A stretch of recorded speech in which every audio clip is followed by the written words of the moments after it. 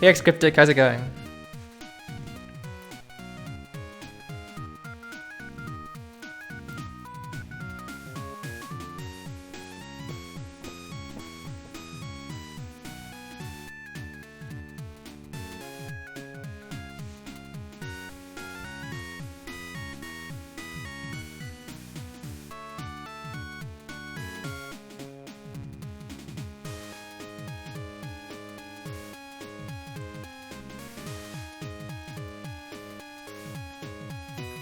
Yeah, you'll see what's going on once I start the game.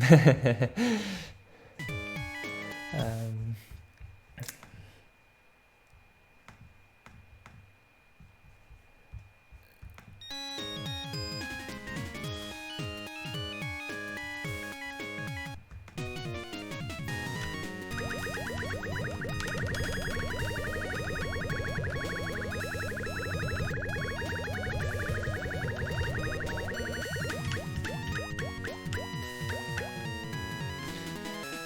Alright, let's just jump into it. You see the multiple hitboxes on Velos 4? We will be able to see it. That's something to look forward to. So, alright, so let's see here. Everything that's green is interactable in some way or form, either by pressing down to interact with it or by touching it. So you can see these. Hang on. Can you see my mouse cursor? Hopefully the mouse cursor is visible. So like you can see this thing here is the save point. It's invisible right now because it hasn't spawned. Well, it hasn't turned into. It's a null entity right now. It hasn't turned into a save point entity yet. And this would be the health refill. The player is up here, so I'm on top of the map actually. I'm not sure what these are. There's this thing here which probably does nothing. This is the teleporter. The computer, not sure what this is. Yeah. And now we begin. So there's this thing here. It's not interactable because it's not green, but. And then of course we have our health refill and our save point. And the store right here, you can see the hitbox for the store is slightly smaller than the actual door itself. So in order to be able to interact with it, this little, I'm not sure why this color is like cyan or something, this little bluish square has to be inside this box. So you can see if I get like right next to it without, see my yellow hitbox is overlapping the door, but the little blue thing inside is not, so I can't interact. Now I can. And so these are spike hitboxes. Oh yeah, I'll go for core 1 cycle for the memes.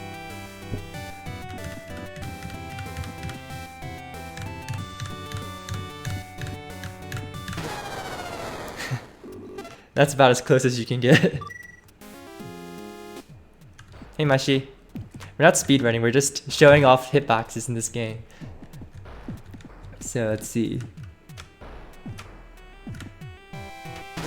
Oh, slightly too far to the left. Hitboxes are kind of broken. I don't know what you mean by broken, but they are what they are.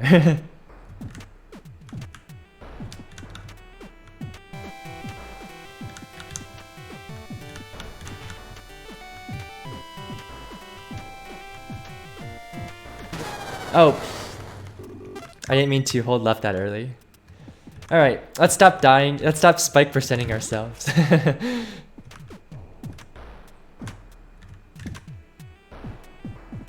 So yeah, green means it's interactable, like this life capsule here. Red means it hurts you. It does damage to the player. Blue means it's shootable, but it won't hurt you if you touch it. And these purple things, like the bats here, are red and blue. So purple is like red and blue, right? And so those are things that damage you and they're shootable.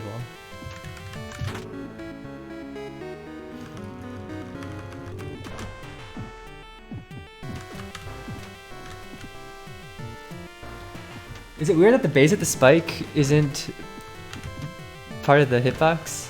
Like the hitbox is like slightly above the. It's like slightly above the ground.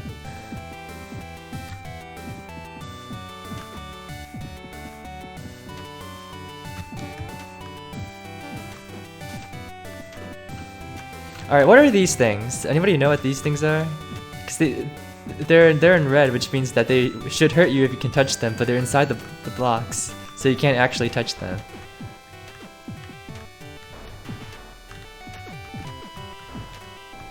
And also there's this thing above the entrance.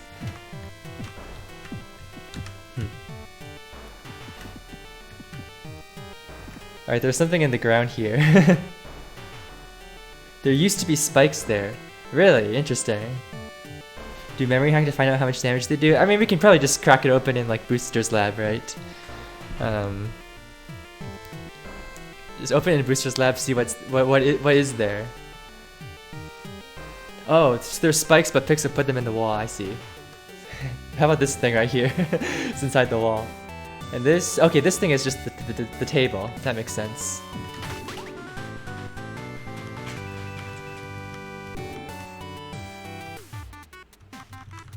You can see the player ends up on top of the map.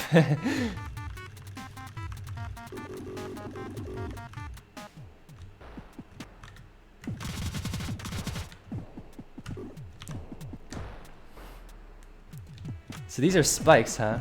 So if they were like... So the Pixel put like a one tile gap in underneath these spikes, so you have to like do a tiny little jump to get under these spikes.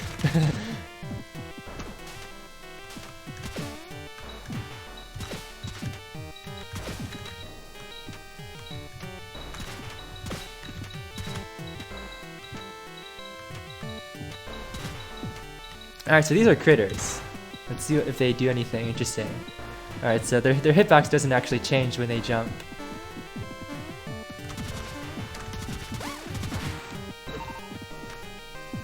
Do white hitboxes represent? So white is just, so okay, so you can do exclamation colors to see what the colors mean. Everything that's not one of those colors is just, like most things are going to be white. Those are just, they don't have any, they're not interactable, they don't hurt you. You can't shoot them, they're just there. Also, what is this? I noticed there's a... right here. There's a thing right here. The spikes were to the right and the left of the wall. Oh, okay. Huh, okay.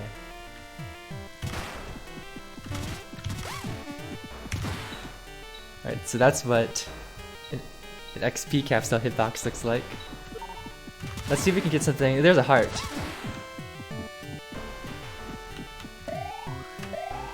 And this is the door. You can see here, the green part here is the thing that you interact with when you press down here, and this red thing is the part of the door that hurts you. So I can actually get right up next to this thing.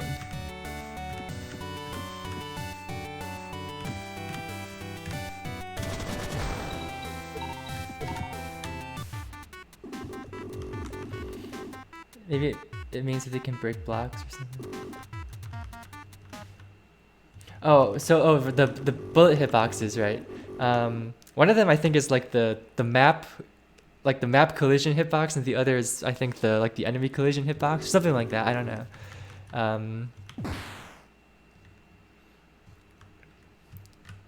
Hang on, if I get the map system, will I be able to? I'm trying to find ways to pause the game while keeping the things on the screen.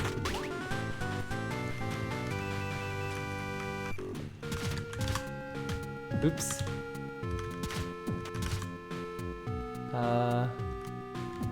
Oh, it doesn't.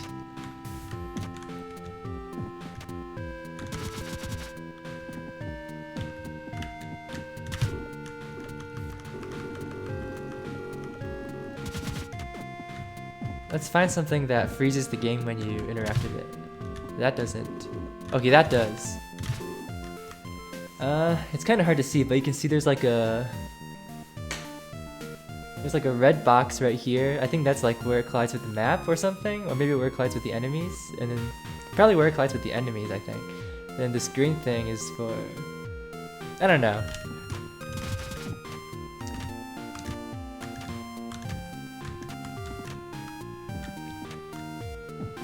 This is King.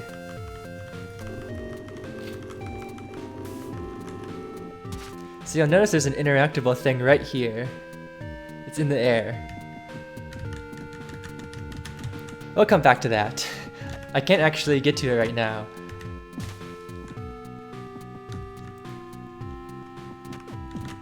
There's this thing here. Oh yeah, so this is what triggers look like. They're just a little hitbox like this that follow you.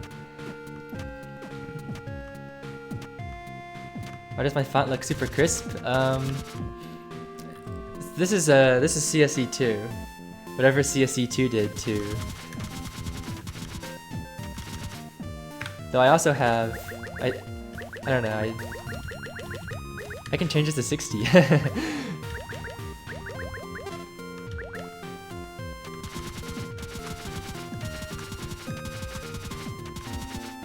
Yeah, so this is the trigger that makes Toriko run away. That's this cutscene.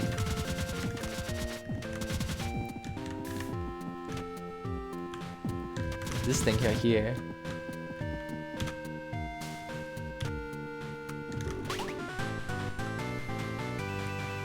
Not sure what this was originally. 60 for speed, let's go. You know what? Why not?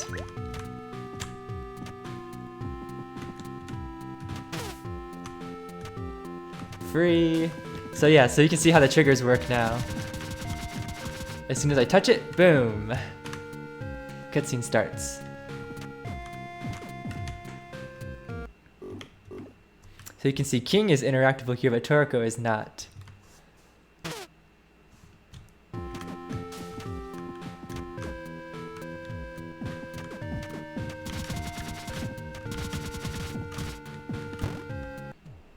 Alright, so there's a lot of things in this room. So there's this thing here, these two things in the corner right here. These 5 things turn into XP traps when you beat Balrog. This, I think, this is probably Misery. And this is the trigger right here that activates the cutscene. This thing, I'm guessing this thing turns into Balrog. I guess we'll find out.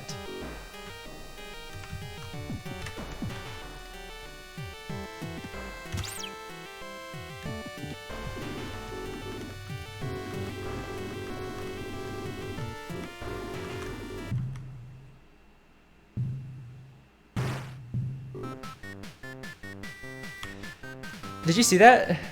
There's, for a brief moment, Balrog's hitbox was blue. That was interesting. That means that, like, blue means that it's shootable, right? So, for a brief moment, Balrog was shootable right there. That's kind of interesting.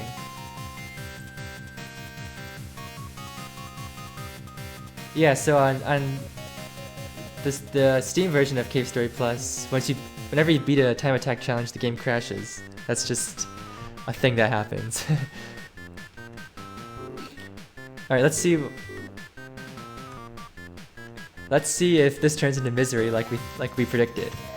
It does, and Misery actually does damage to you. You can see she's in red. If you were to somehow break out of this event and touch her, she would do damage to you. She must be the same as like the Misery boss, probably. That's what it is. Maybe, I don't know. Well, that's interesting. The little bubble here actually does damage.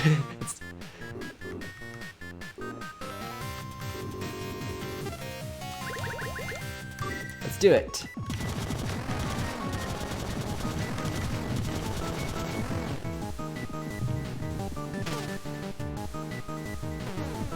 I was wondering why it wasn't in red. I was like, why is this thing doesn't hurt you?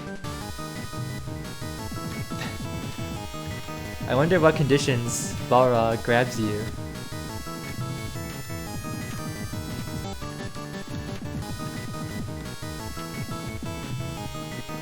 Maybe only when he's running or jumping that he can grab you. Oh, I should probably kill him before I die.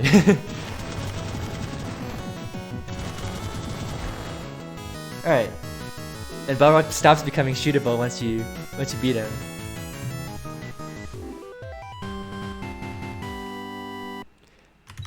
Yep, and those 5 hitboxes turn into XP. Wait, and you can see, is this Balrog right here?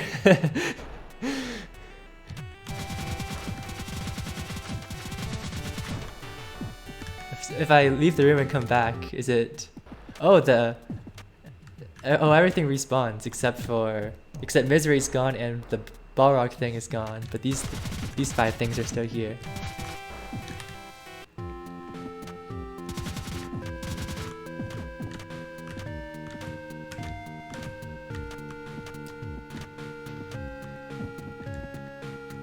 So I'm guessing that this thing eventually turns into this Sue. This probably turns into King. No, I mean this one's probably King or something. I don't know. One of these is King, and the other one is like Sue in the cutscene where she's out of the cage. Probably. That's my guess. Let's check out the farm to see if there's anything interesting here. So we have flowers. We have the farmer, we have sprinkler. Okay, we have this thing here. We have this life capsule.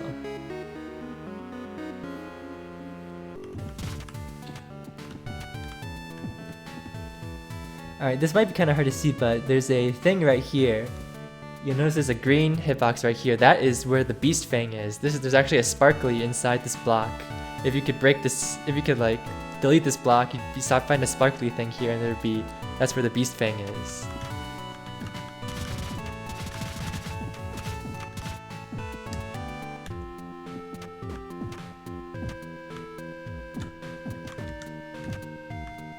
Alright, let's see if there's anything interesting in the assembly hall. Okay, so there's these 3 things here. The pots are whatever, the billboard thing is whatever. This thing is the table. Okay, so there's nothing really super out of the ordinary.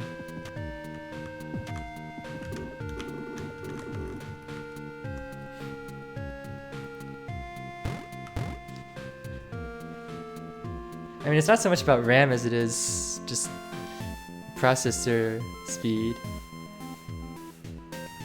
Do I full screen? I am not. I am windowed right now.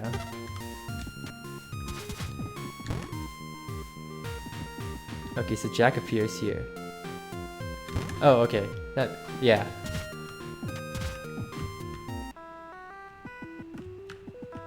Mushrooms. Oh! You can see Mr. Little running around.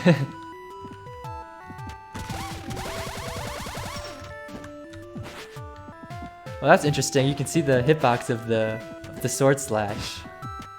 You can see exactly when it starts damaging you. That's when it turns from blue to purple.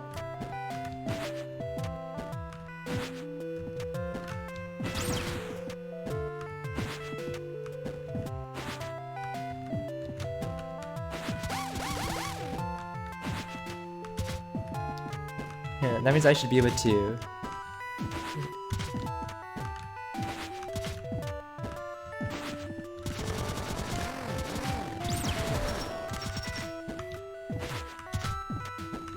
That's weird. Why can't I hit the...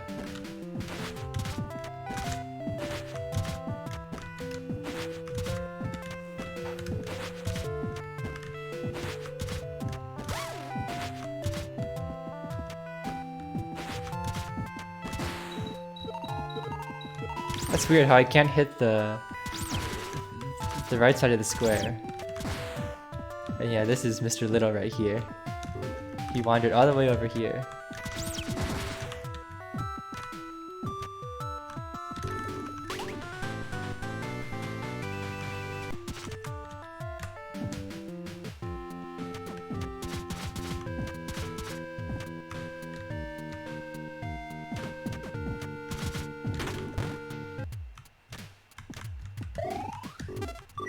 Alright.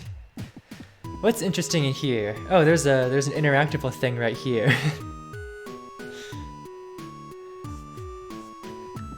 I think I looked into this once, and I think this is actually Professor Booster or something. I can't get inside the wall, of course, to see what this is. Actually...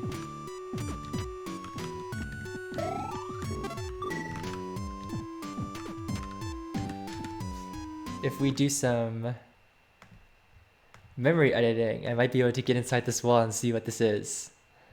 But I have to find the address for X and Y position first.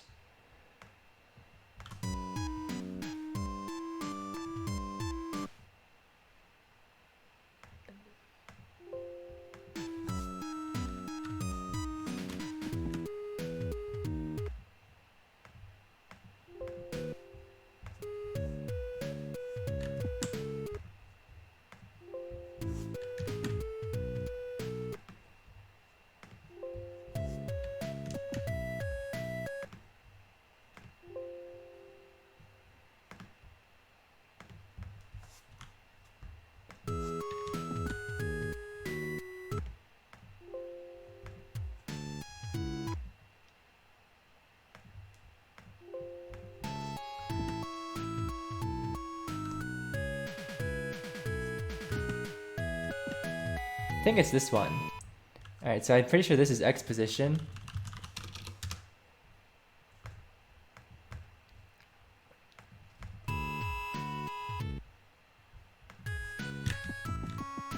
Alright, now time to find Y position, which I'm pretty sure is actually just right next to...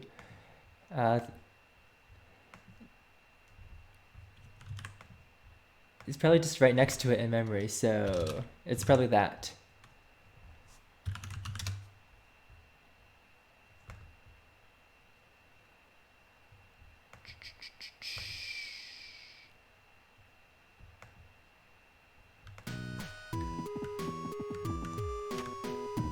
Yeah, alright.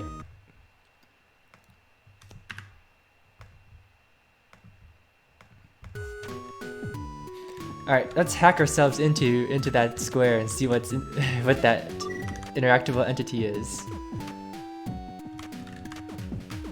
Alright, so EDCBA8. Alright, we're in. Let's see what this is. Hey, it's Professor Brewster. If only I had compiled as English. I don't know what he's saying.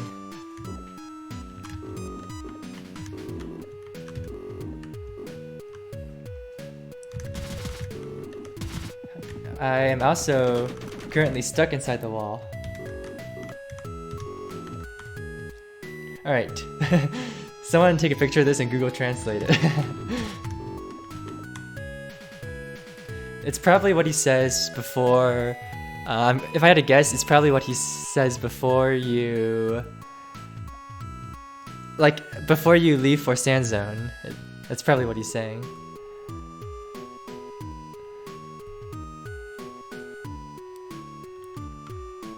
Alright, now I have to get out of the wall. That should be enough. Alright.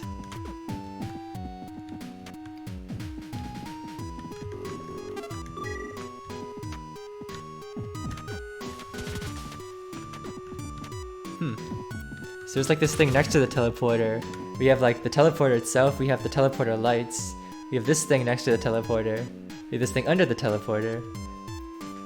I'm pretty sure these things are actually used, they're related to like the teleporter animation. I'm not sure which is which though.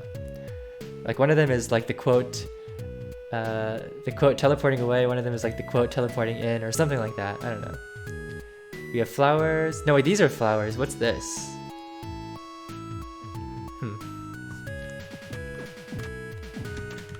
Then there's this thing too. I feel like this is gonna become a common thing that we see. Just Pixos left a whole bunch of spare entities, just sort of things that he used to have in the game, and then just decided to remove them by dumbing them out. I feel like we're gonna see a lot of those.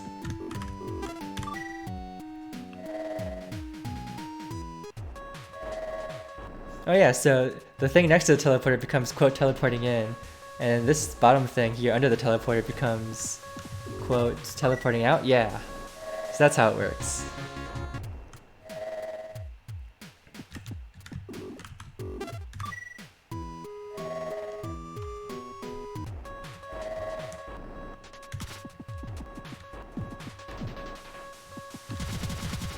So intentionally left them in so some random streamer can discover it 15 years later. Yeah. It's a shame that I don't have... I might be able to actually... well... I could actually make it so that the hitboxes are still drawn even when you open the map. Code editing done live.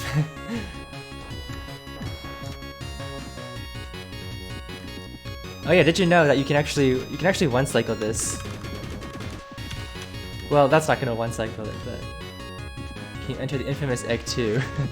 Well, let's see if there's an interactable thing right there. Anyway, I want to show you the one cycle.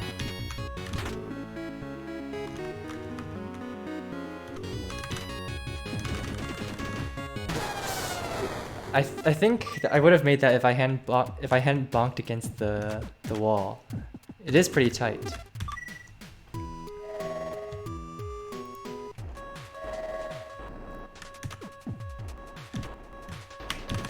That's probably not.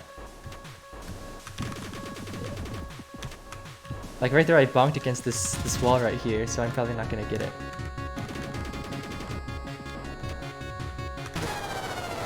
The setup I'm using is I do a full jump when... Hang on, let me get there.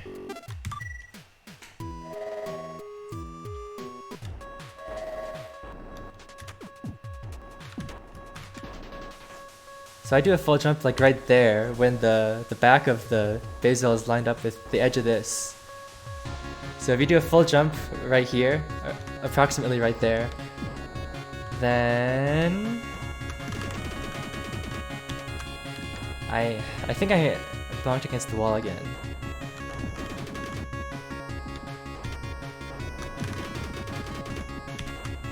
There we go. So yeah, you want to see it moving to the right when you grab the life capsule, and then you should be able to make it. Whew, it's really tight. Remember reading something saying that the map editor didn't let you easily delete objects, so you want to remove it, you can either replace it with another one or put it somewhere nowhere to touch. That does kind of make sense. Oh, early level 2, let's go.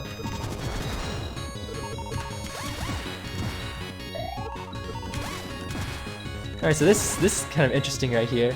Once you cross these things right here, these things will activate and turn into the beetles.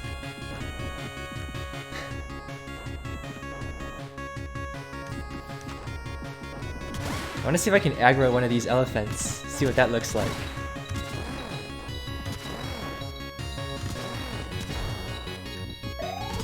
I don't even know how to aggro them. I don't know if it's possible at level 2.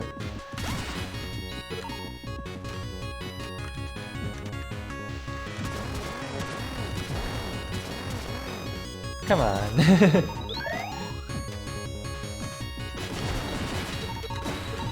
Oh yeah, this is that's you can see the trigger for the cutscene.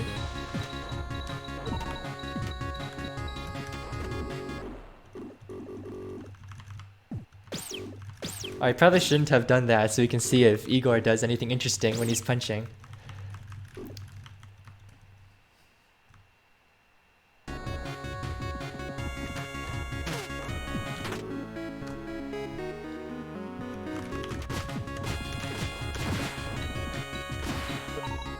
Wait, that was red? Igor was red right there? Interested to see what B2 looks like. So there's one bug, there's another bug. Hello? Oh, that's that bug. And then there's another bug. That's that one. Here's a bug, it's that one.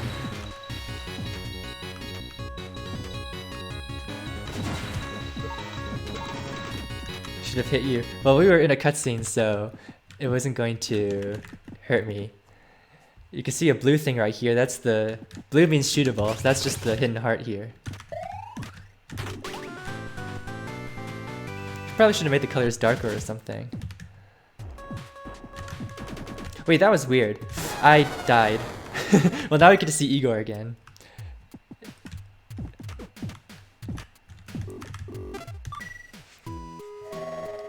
Was it just me, or did I like fall out of X6? Like I didn't spawn on the ground. I like spawned in the air and fell down to the ground as the screen was fading in. Alright, does that look anything? I mean, it's hard to tell. Oh, it actually stops. I didn't actually know that it stops charging like that.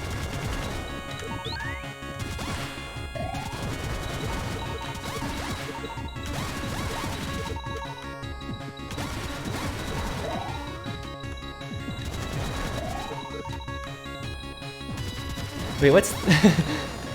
There's another thing right here. Secret egg 12? Question mark? Let's see, do any of the other eggs have hidden things? Nope, just egg 12.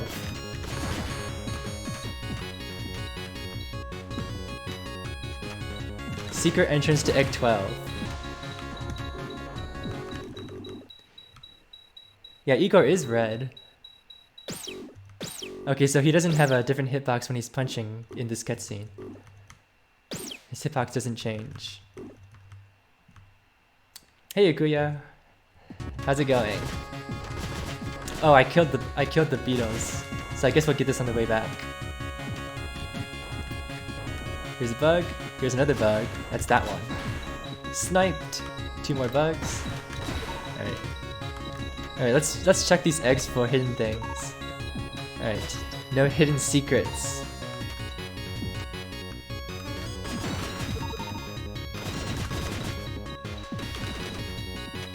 Oh yeah, you can see these horizontal triggers. It's really hard to see because these colors, I didn't make these colors very dark, but you can see this thing right here, and it moves as I move. And there's also a hidden thing right here. This thing right here is probably a bug. Let's see if I can. Yeah, it's just a bug. That one.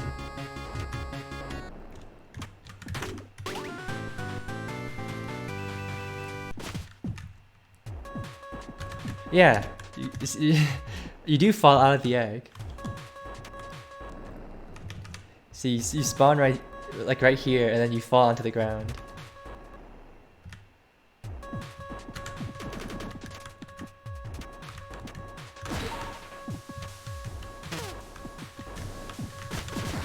Oh, that could have actually been cool if I had pulled that off. Let's see, what do these big ones look like? The hitboxes on these big things are so small. Hey, what's this?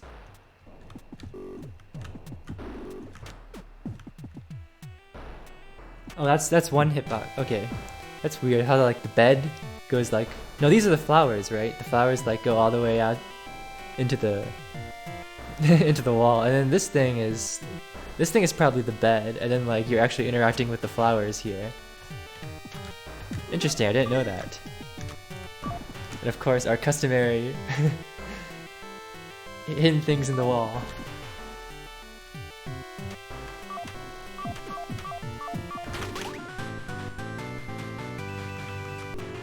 The missiles? No, the missiles spawn based on a flag. I think I can make this jump. Yeah, okay. So like, if I reset right here, yeah, they spawn when a certain flag is set. I think it's 201. But if flag 201 isn't set, they're not invisible. They just aren't there.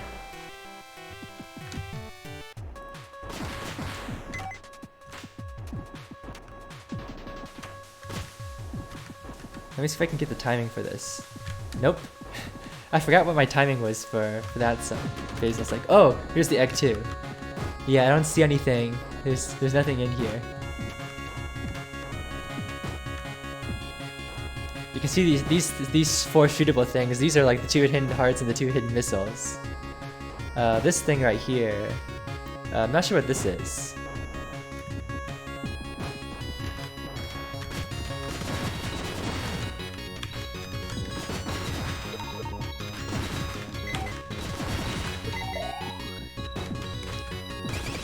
Yeah, so oh, I had it the other way around, but those are just that. This thing is probably nothing. This thing right here is the trigger for the... This thing is like the big beetle thing. Like once I get close. There it is.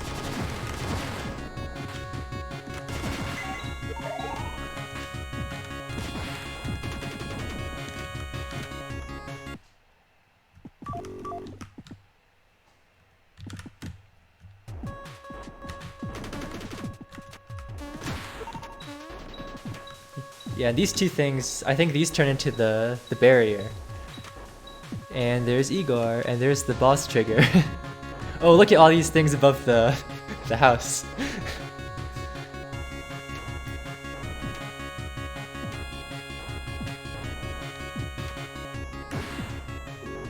Alright, let's see. Oh, look at.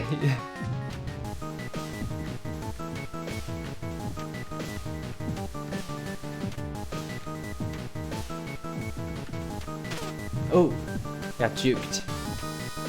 You can see the hitbox extends horizontal. Oops! Oh gosh, that's not good. I'm about to die. I'm about to die to Igor. Like the hitbox extends horizontally when he punches.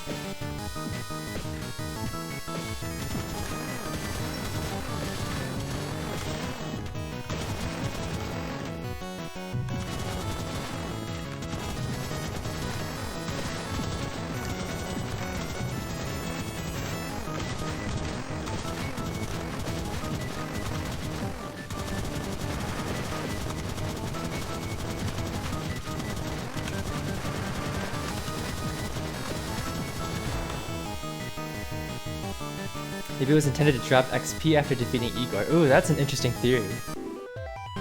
Let's see, Igor still has his tall hitbox.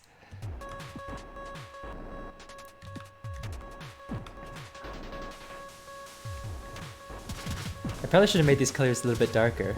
I don't know if that would have made them harder to see though. I don't know. You can't hit Igor while he's punching. So the colors are all in exclamation colors, but basically blue means he's shootable. Like the purplish color means he's shootable and he does damage.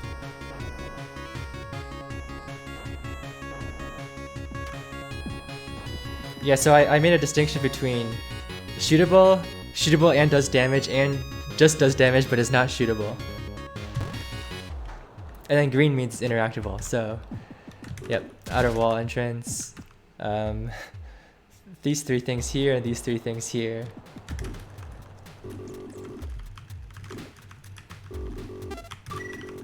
Oh, I said yes because I thought yes had the shorter dialogue. I was thinking about Kazuma, like you say yes to Kazuma but you say no to Sue. But I got them mixed up and said yes to Sue. And make the hitbox's color filled with some transparency.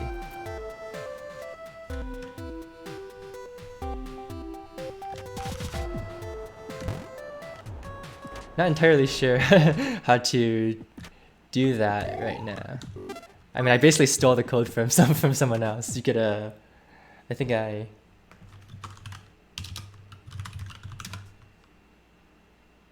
yeah, that's where I got the code from. But I changed the colors a little bit. I've been tweaking the colors.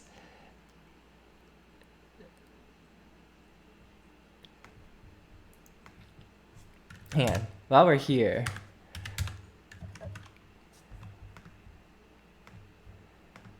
Give me a moment.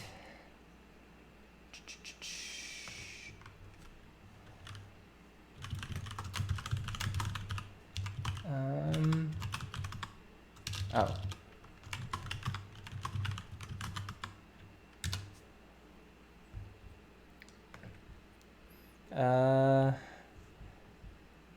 What was I gonna do?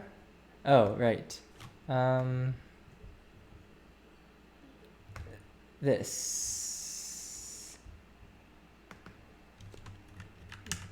HIJK.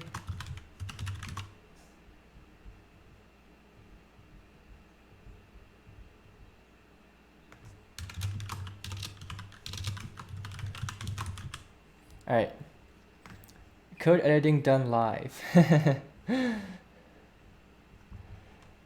What's the CMake command? Alright.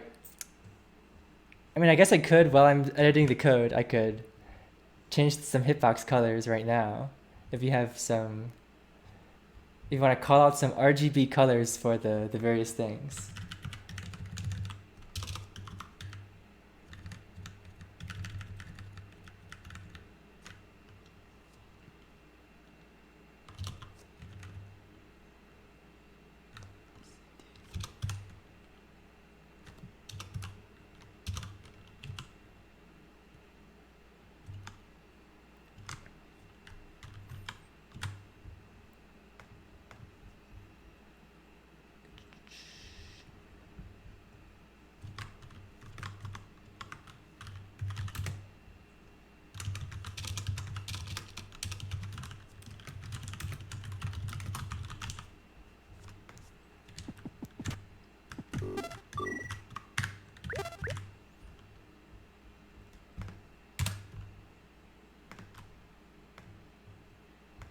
Alright, let's see what this looks like. That's not the right folder. Hopefully this shows up. Alright.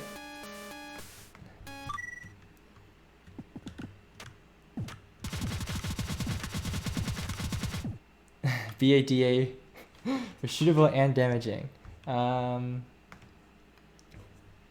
Hey, what does that actually look like?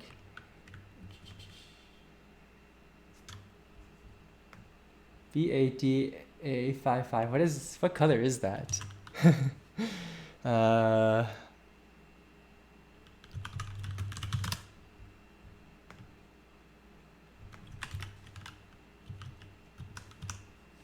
Oh, it's a greenish thing. I wanted something sort of resembling blue plus red. Anyways, yep. All right. Now it draws hitboxes when we're in the map. The red could still be redder. Yeah, you can see the hitboxes like that. So the front part of this doesn't actually hurt you. The back part, there's like a couple pixels where it doesn't hurt you.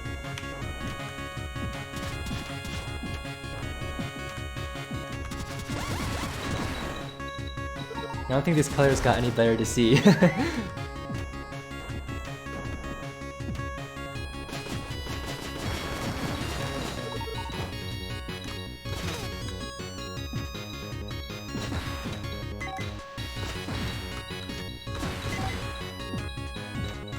Oh, I should probably be leveling up missiles.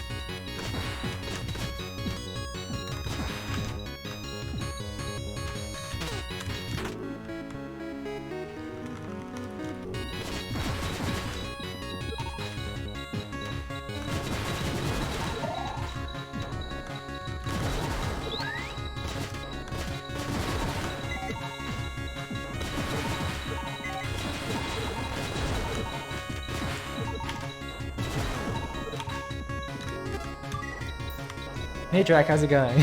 Enemy spawn entities. Yeah, there's a lot of interesting things here. Oh, like I'm on top of the map right here.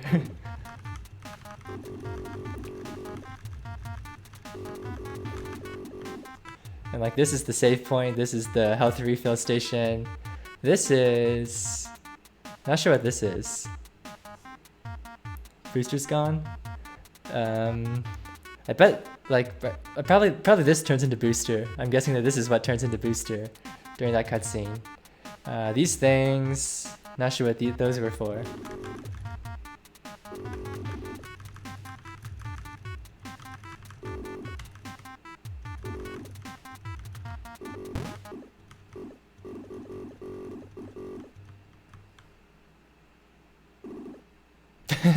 King just walked right past.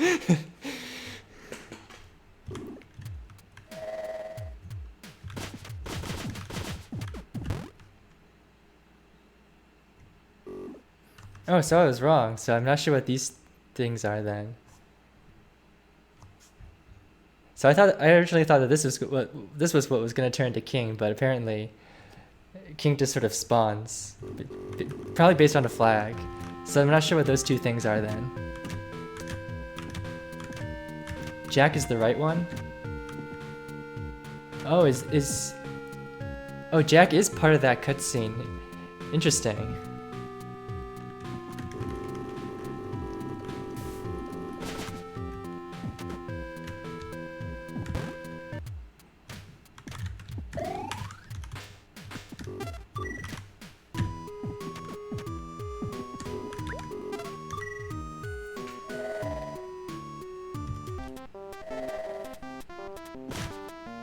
Let's see, anything interesting up here? I guess we have just our standard things tucked away in the corner of the map. This little interact box right here is super small. Oh, this is the trigger for once you have Santa's key.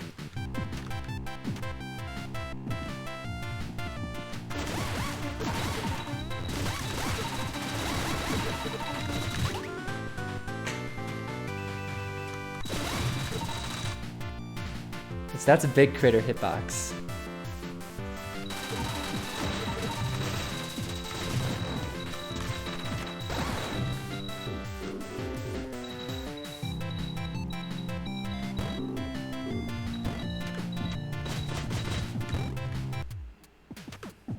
More things tucked into the walls. Into the corner of the map, I mean.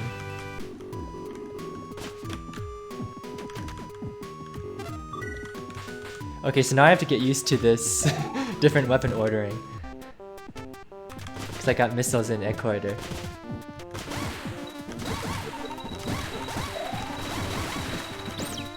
Oh, now everything drops missiles, so I can't level this up as quickly.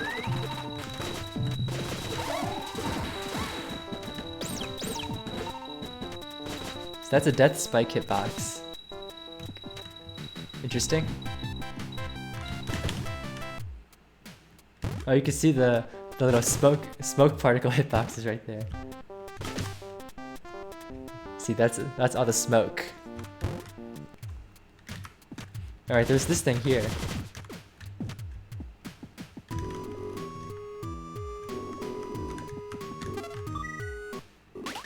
All right, let's see exactly at what moment Chaco gets into the bed. That's the moment.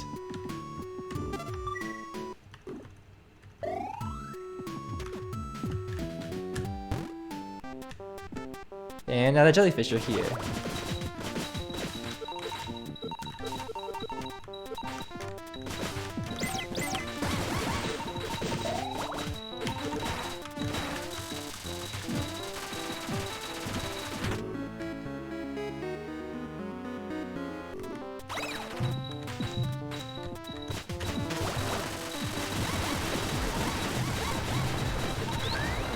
Oh, I accidentally leveled this up.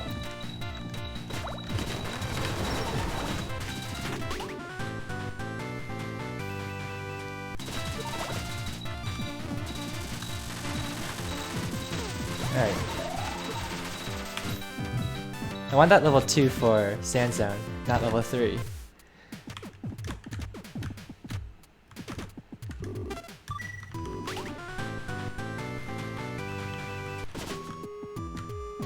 Time to show off boss rush strats.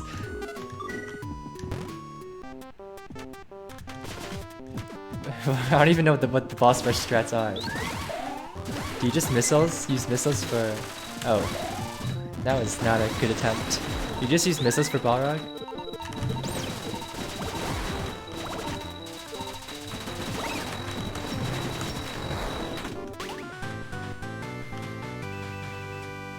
You see each of these little dust particles has their own little thing.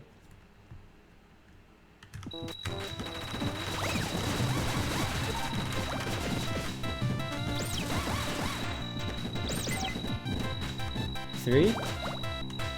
Shadox is streaming right now, right?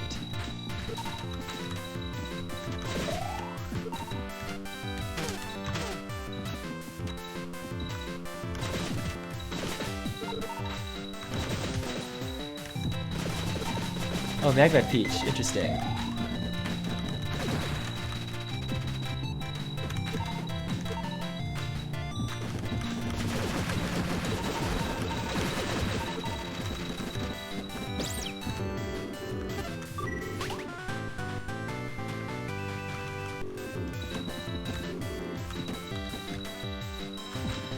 While we're here, right, so here's a missile chest.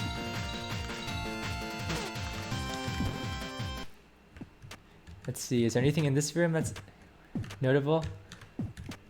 I guess we have the bed right here, which is not interactable, but we have these flowers, which are. Oh, that was. Did you see that trigger right there? I should have actually. Where was the last time I saved? I have charcoal, but not jellyfish juice. All right, that's fine.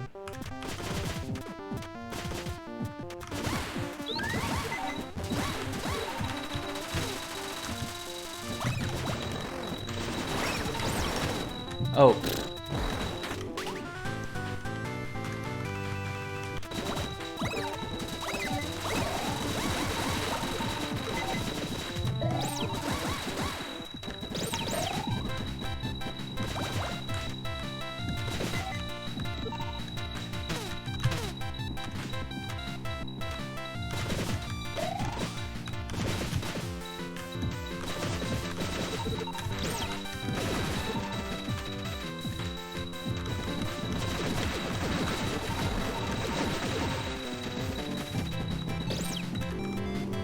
Alright, I'll come back to that after the boss. I should remember to save more often, just in case we run into anything interesting.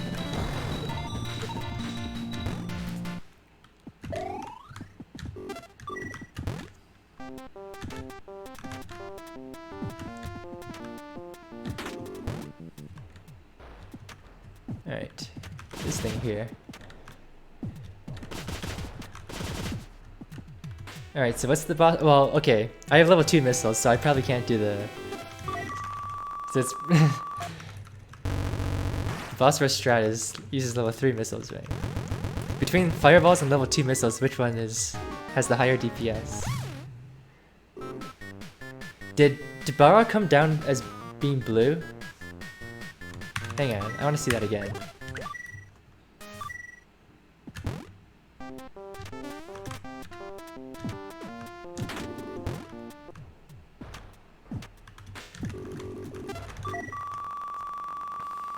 I think Balrog was shootable as he was falling down. I want to see that again. Alright, pay attention. Yeah, it's blue. So Balrog is actually shootable as he's falling down like that. And then he becomes not shootable anymore once he hits the ground. Alright, let's see how this hitbox color changes. So right now it's just blue. This is shootable, and then as he's falling, now he starts doing damage. Alright.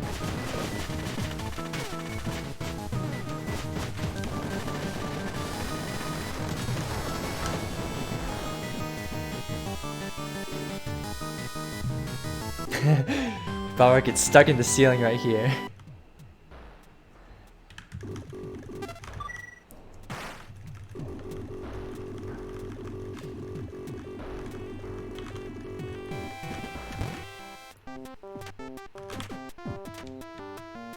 Oh, that's interesting. Is it just me, or the little wind particles have the little tiny hitboxes drawn?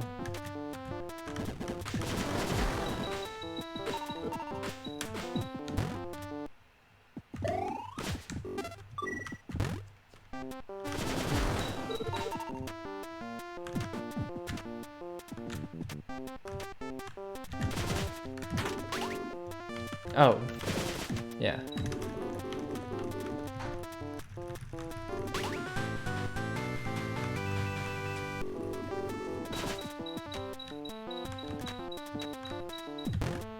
Alright, so one of these things becomes a horizontal trigger once... It's probably this thing right here. This turns into a horizontal trigger once I open this chest. And then that's what causes this thing to spawn. So if I jump out of the way, I can actually delay the spawning of it. Yeah, you can see right there, it just turned interactable. So that's the thing that causes this thing to spawn. Yeah. I did not mean to shoot missiles there, but yeah.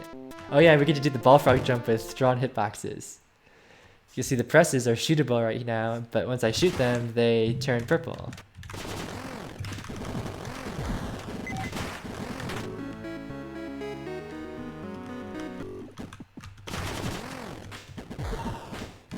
Alright.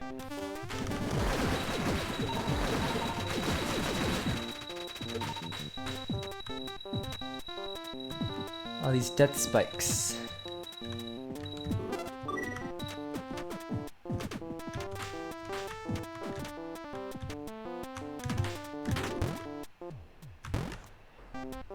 Interesting. There are these two things right here. Wonder what those were originally. And this is, I believe this is Misery right here. See anything else in this room? Oh, there's this thing right here. I think this probably turns into Balrog. Maybe it used to be hidden hearts or missiles? Huh. That would make sense, huh? So we have our customary entities tucked away in the corner. We have this thing which probably turns into Balrog. This turns into Misery. This thing is... What is this thing? Is it just the door frame or something? But then there's the actual door right here. Alright.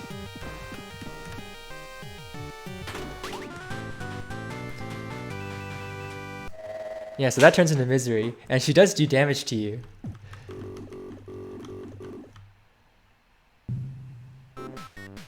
And Balrog came down as shootable again. He was blue as he was falling. Alright, let's see at what moment he gets his 2 hitboxes, his frog hitboxes. Right now. Yeah, so you can see there's a hitbox for the body and a hitbox for the head. And I can jump through them. Wait, I have missiles. I should probably be using missiles, huh?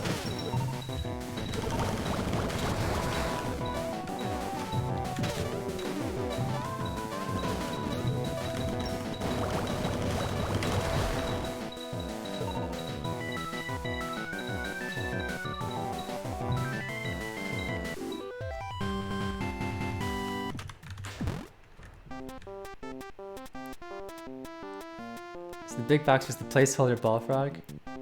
Oh, was it really? Interesting. I didn't even notice that.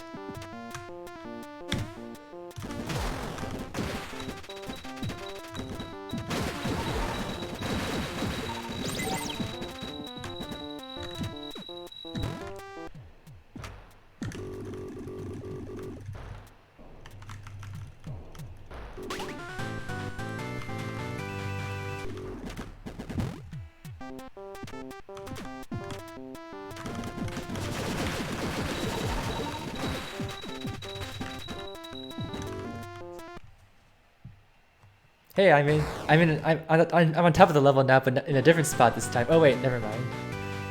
Because in the opening cutscenes, I was like right there, but then I was right there. All right, let's see which one of these things turns into Professor Booster.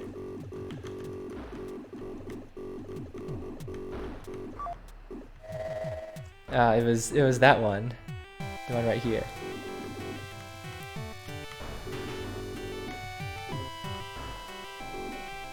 Wait, Professor Booster is actually interactable. I wonder what he says.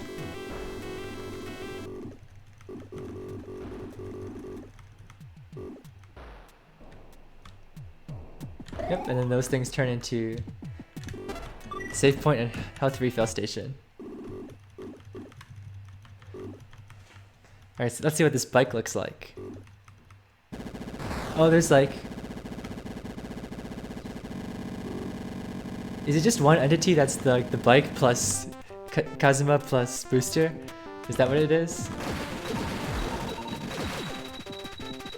Notice that these ghosts leave these things behind.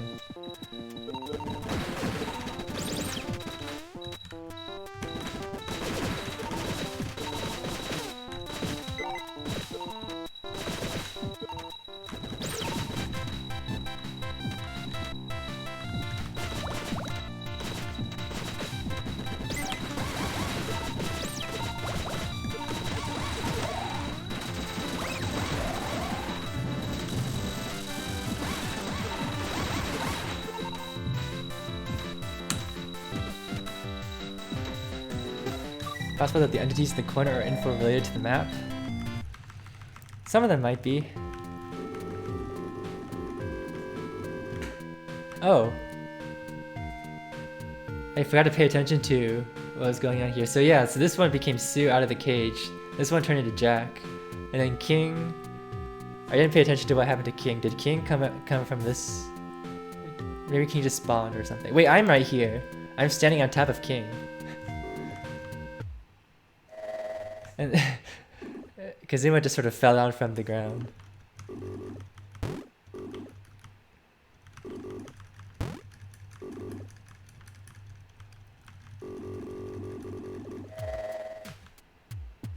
This copycat Professor Booster is still here.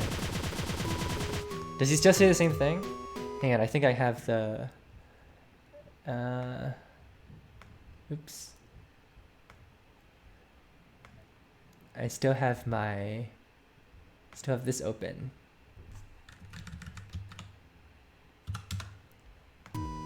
Does he still say the same thing? He does.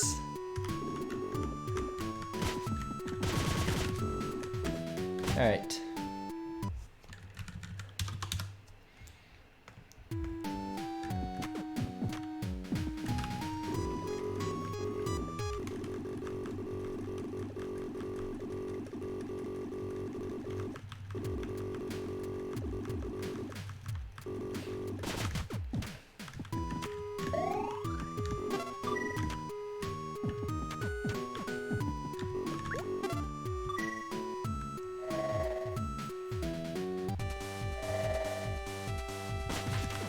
Ah, this is the trigger that triggers the curly cutscene.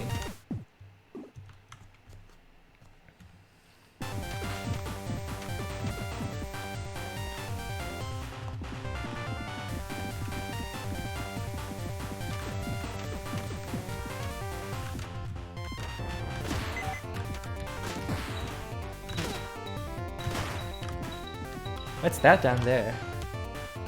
There's this thing right here. Oh yeah, and there's this thing inside the ceiling, and then this random thing right here. That copycat is actually the version of Professor Brewster telling you to leave the island with Sue. Oh wow. Huh.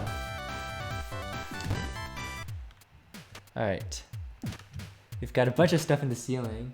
Hang on, is this the one interactable? There's this thing, this thing's interactable right here. There's like two things stacked on top of each other here, and then what's this? Time to find out.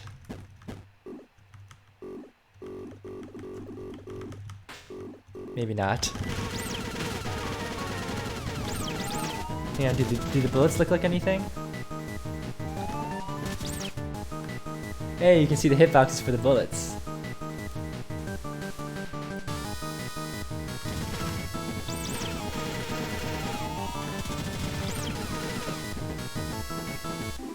Drag, I don't think those things are read as NPCs. Like I think the game like reads that information to like figure out like how many entities there are and whatever. And then like the part after that is where it reads into the table or something. I don't know, I'll have to crack this open in some of these maps in Booster's lab.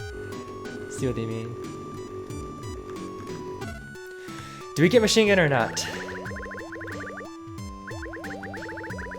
Let's get it. Did you see that? Like as I was fading out, like I thought I saw a blue square. Like, what was that?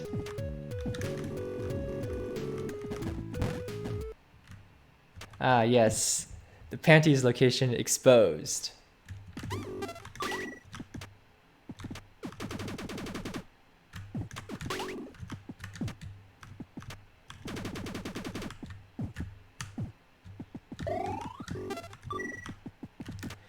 I have a bunch of save files that I made like years ago that have like that cover like the entire game and have different weapons. Like there's one for I have a set for like machine gun, a set for snake, a set for spur. So if you wanted to see the spur hitbox, we can do that after the run. I have the save files for that. Let's see what mid-air door looks like. That's a mid-air door. Huh. Oh, so the thing right here must have been this thing, this Amiga.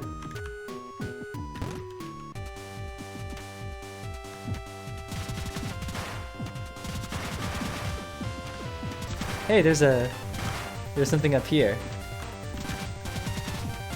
It would make sense that there used to be something up here, just because there's a platform here, but we'll never know what that was. And this is the trigger for the sunstones. Oh.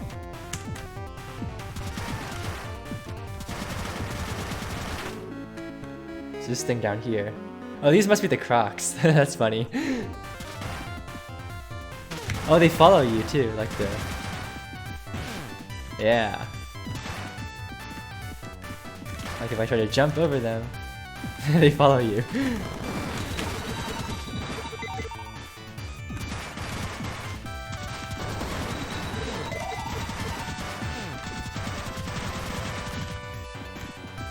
Wait, what's... Oh, this is the... There's a hidden heart here. I totally forgot that even existed. And I think that's normal.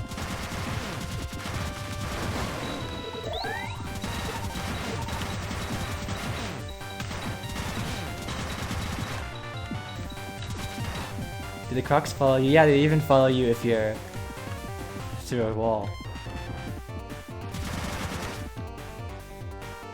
Oh yeah, and then these blue squares, oh. These blue squares here, I know it's kind of hard to see, but these are just the hidden hearts. Boss trigger. Whoa, you can see these things. This must be like all the hitboxes related to Omega, just like in the ground right here. This might be like Misery. Alright. Yeah, that turns into Misery. So I wonder what this turns into then, if anything.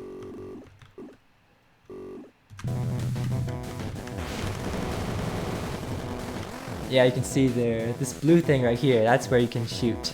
That's the shootable thing. Well...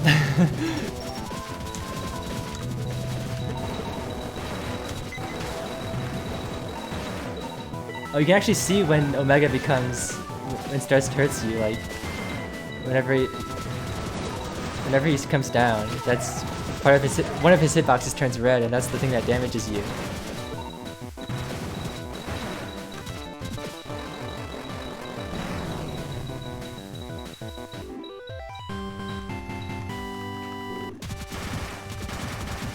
It'll definitely be interesting to see some of these bigger bosses, like all the ones that have multiple hitboxes. See how that works. Yeah, see that? I think this thing here is the missile explosion. That's the kind of the area of the missile explosion. These things are all just like smoke particles.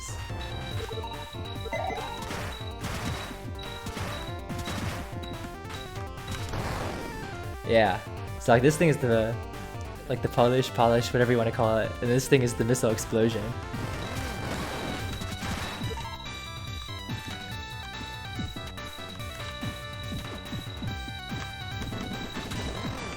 Oh. Hey, you can actually see when it becomes active again, after it goes out of the ground.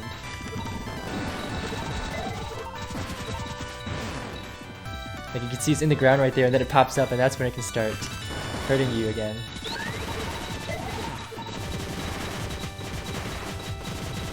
And we come to the trigger.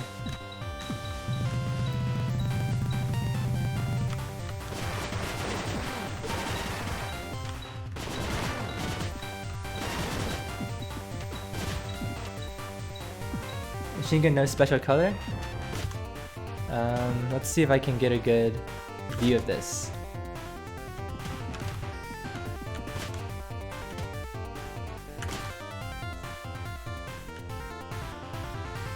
All I see is this thing right here. Huh. And now we see all the dogs. There's a dog here, a dog here, a dog here, a dog here. I think this might have been this might also be a dog, except you can never actually... There's actually even an event for it in the script, but you can never actually interact with it because once you have the last dog, this trigger right here swaps out which room you enter, so you're not actually entering back into this room once you have the 5th dog. But this would be the 5th dog, I think.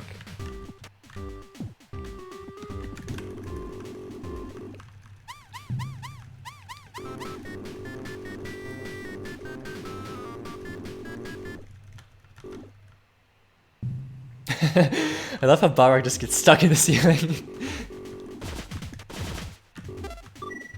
There's a dog there in the credits? I don't know if the credits uses the same map. It'll be interesting to see when we get there.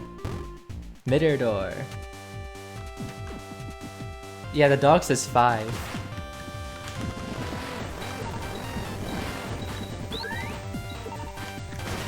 Alright, dog quest.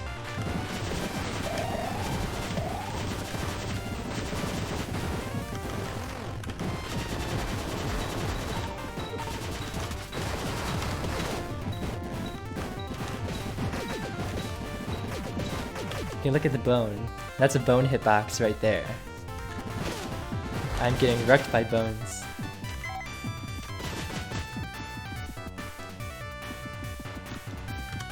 That's the dog.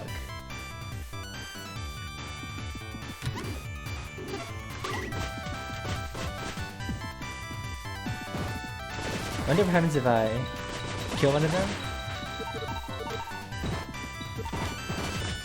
Alright, so if I kill a bird, does anything happen to the...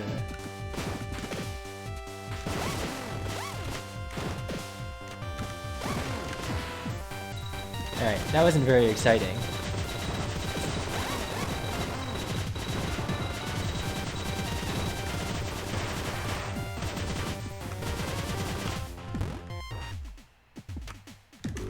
And now we see one of the dogs is there.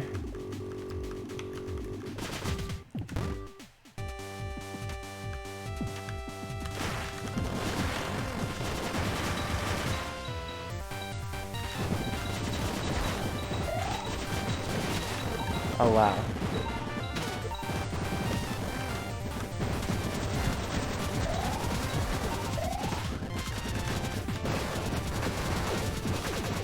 Give me XP, please? Uh-oh.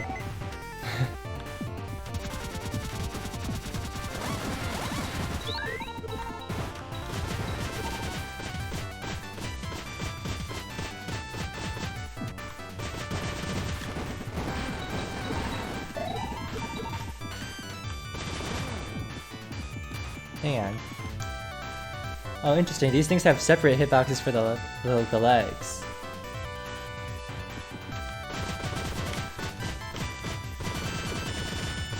And then birds.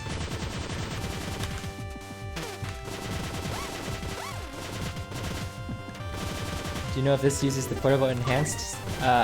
I used the enhanced version for this. Like I took the hitbox code from, you know, somewhere else, and then I copied it into the enhanced branch. I actually started by. I actually initially did this with portable, but then I decided later that I wanted the smooth scrolling, so I switched to enhanced, but made it not widescreen. All right. So there's something right here, and then interesting.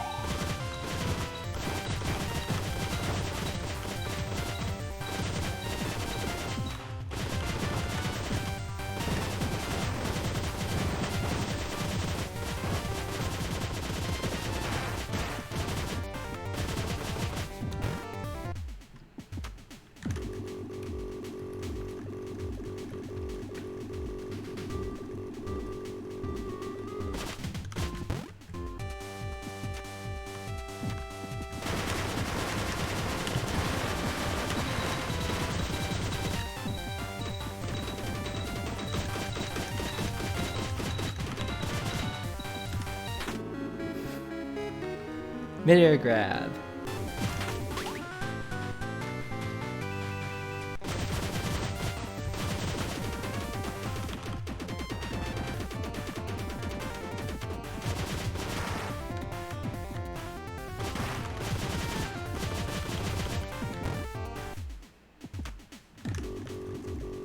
And the last dog is the dark room dog.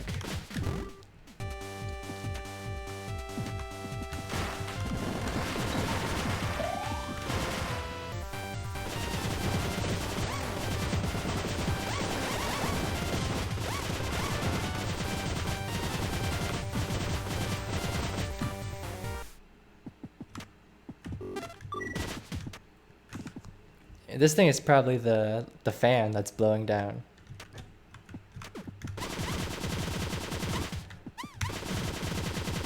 I was never good at this. I wonder if this is like, is this frame perfect to like, oops, oh, don't do that. To like, you can actually do it without mashing, like,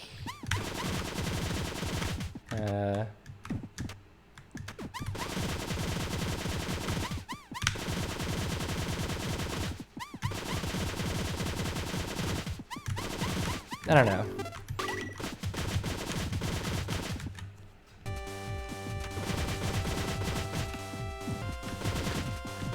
That's one little trick that I never got good at.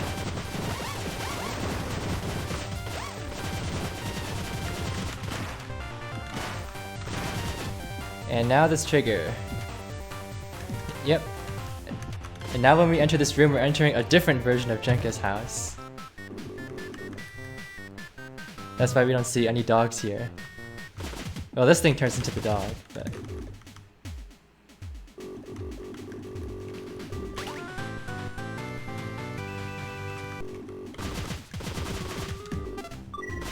Balrog stuck in the ceiling again.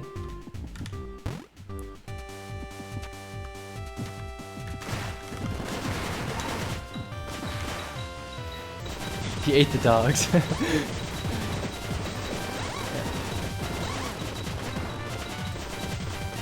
You speed strat? I don't even know the boss rush strat for Toriko.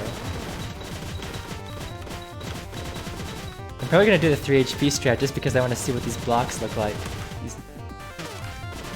Oh, I didn't have missile XP. Interesting. Alright, close enough.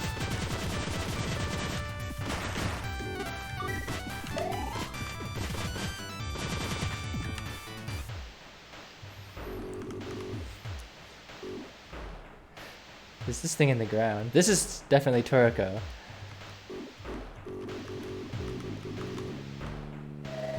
Yep. Every time Balrog comes down from the ceiling, he's shootable for some reason. Use some fireballs and then dump all your missiles.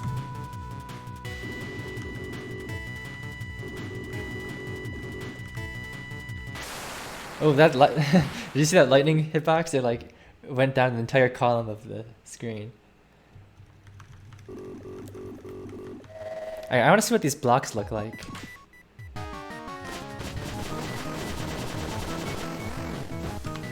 Oh, wrong button.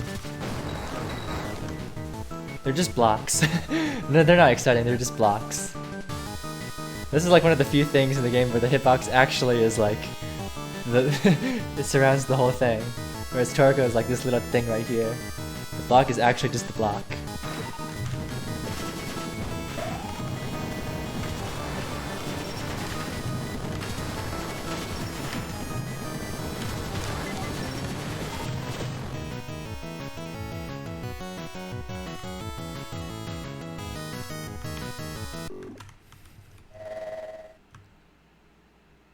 Oh, and Toriko actually disappears. She doesn't just turn invisible, she actually just disappears.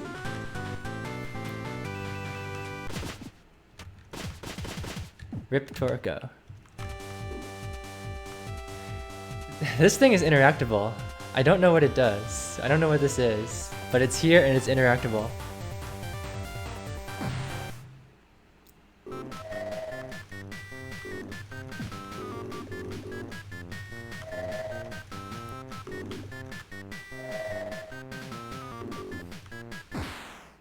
You saw the little smoke particles from the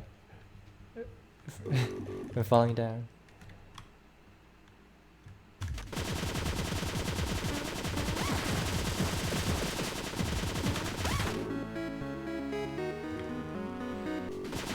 I don't know why I'm getting all these extra life capsules. Why not?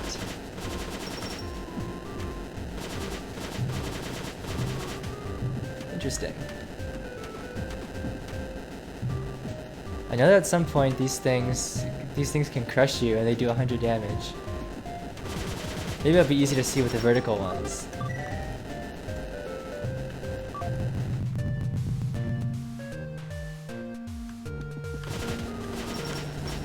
Yeah.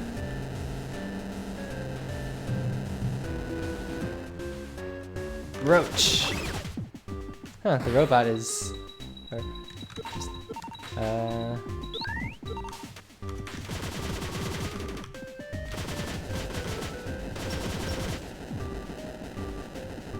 Oh yeah, did you see that? It like turned red.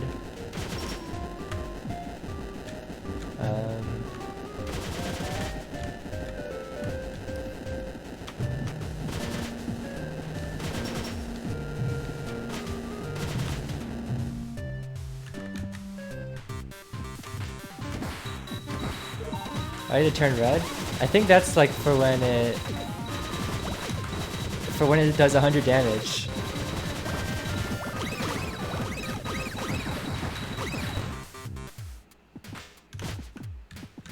Alright, we have some entities underneath in the floor.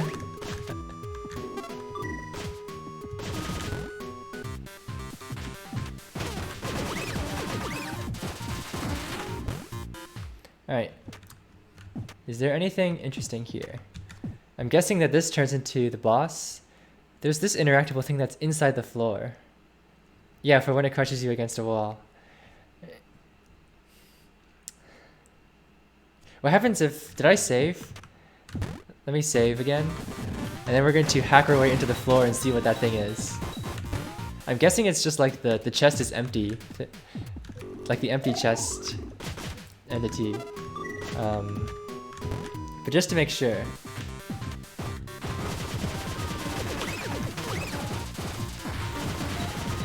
Curly's panties too. I'm pretty sure it just says empty. Let's see.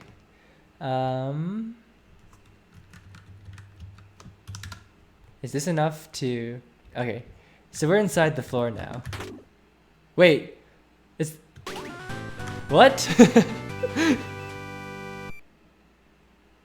So they were both the chest. But now I'm in... Hey, nice hitboxes.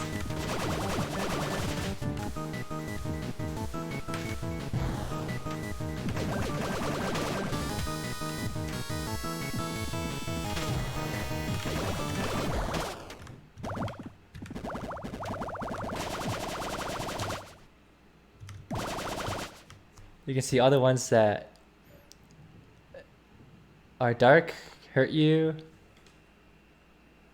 and all the ones that I already shot do nothing. Yeah, what happens if I do it? Like, oh, now it's just gone. Now it's just gone. Well, that was interesting.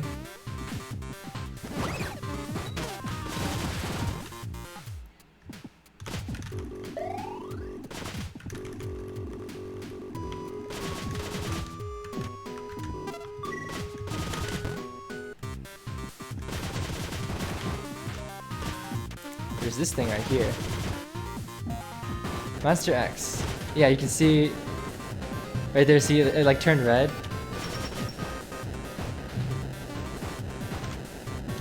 I'm gonna die. Oh, I didn't die. Alright. Yes. See, it's red right now, which means that it's gonna do 100 damage to me. But when I'm not on the ground, it doesn't hurt me. And when it's going up, it also doesn't hurt me. So only if I'm on the ground and it touches me, then it crushes me.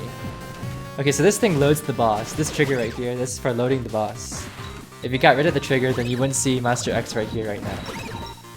Oh, look at all these. That is a huge mess right there. What am I even looking at? Alright, so I'm guessing these are the little orbs. These are obviously the treads. There's like, I think this square is like the for round 2, like phase 2. This is like the part where you can damage it. I'm not sure what these 4 things are right here. These might be like the, I don't know, the legs? You mean you're talking about these things, right? These might be like the things that like slide open and close to like expose or reveal to cover up or expose the boss hitbox. I'm not sure. We'll find out. Let's find out. And now we see the boss trigger. Alright, let's see how this boss works.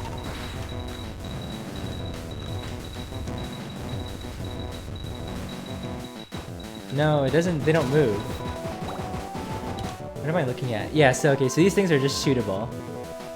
And that's really all there is to it. Oh, you can see here's a blade. That's what a blade looks like. I'm not sure, there's like a small hitbox here and a big one here. I'm not sure which is which. I think the red one might be like where it can damage enemies, and the blue one might be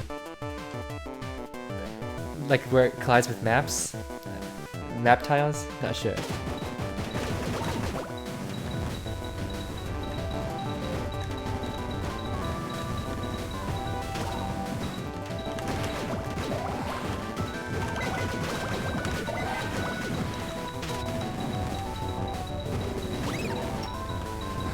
Alright, let's see what phase 2 looks like. Yeah, so it's just this blue thing right here. That's where you can shoot it. I'm not sure what those leg hitboxes are. Maybe they're just to draw the legs.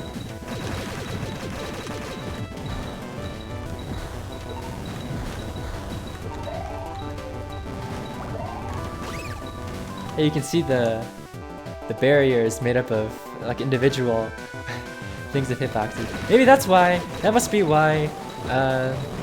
If you try to like, if you rub against the wall right there and try to jump up, you like get caught on against the barrier. Maybe it's because like each one has its own individual hitbox, so you're like hitting the ceiling of the second barrier right here.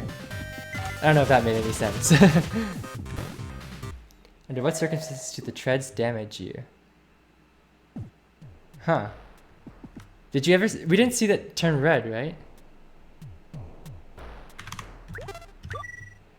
I did save right before Monster X, right?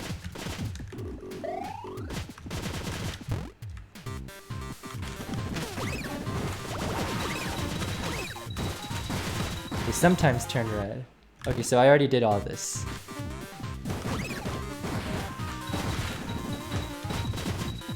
Let's see if we can figure out the condition for when the treads will damage you.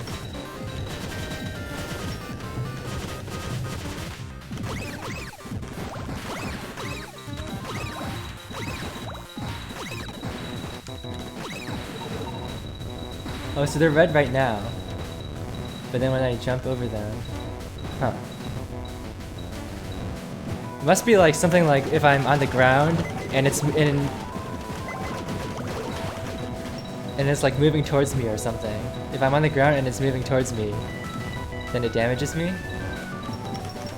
Something like that. No, but it's red right now too. Maybe it's just when I'm on the ground.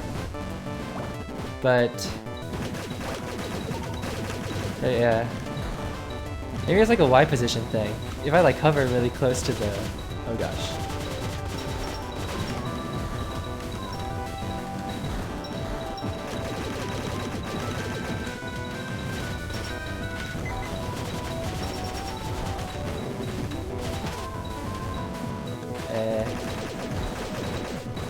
Hard to tell with all these fish missiles flying around. I mean, the easiest way to tell would just be to look at the code, right?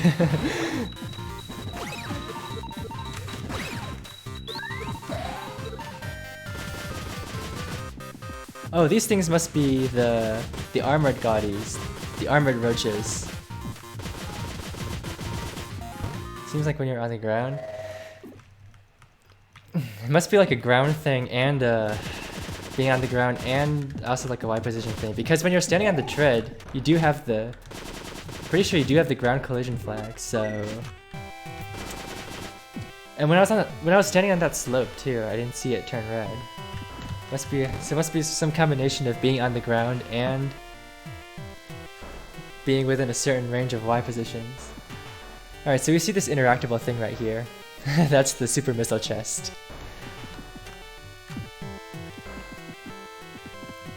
And that's the save point right here.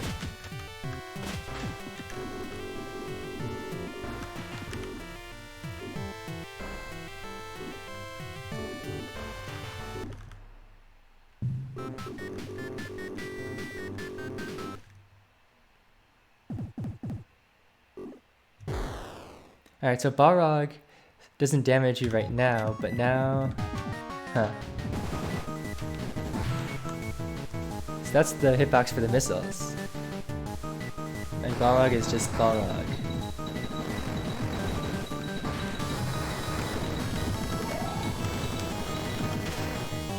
Ouch.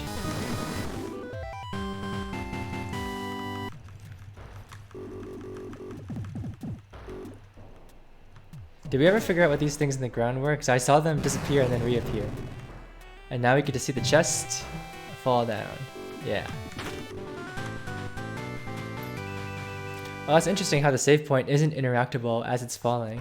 but then once it lands, it becomes interactable again, even though it was interactable while it was in the air. I try to read the code for each different hitbox is... Oh yeah, it's just numbers.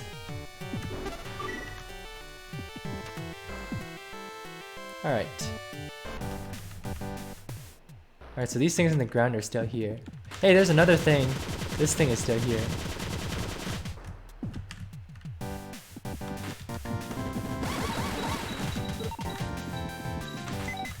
Alright, now that my super missiles are 2 swaps away from my blade instead of just 1, leveling them up is going to be kind of awkward.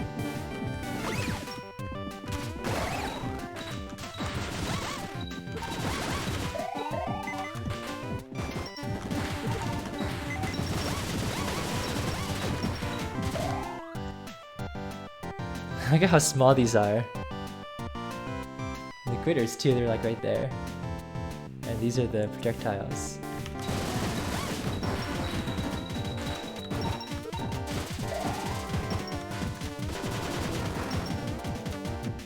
What's up with the map?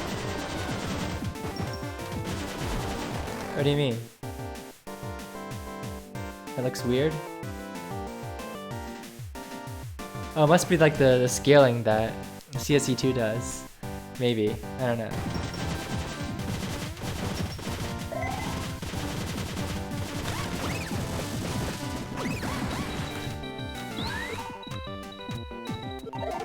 Oh, I do actually want these at level 3 for the 1 cycle, the core 1 cycle. Yeah, so I made it so that the hitboxes are drawn even when you have the map out.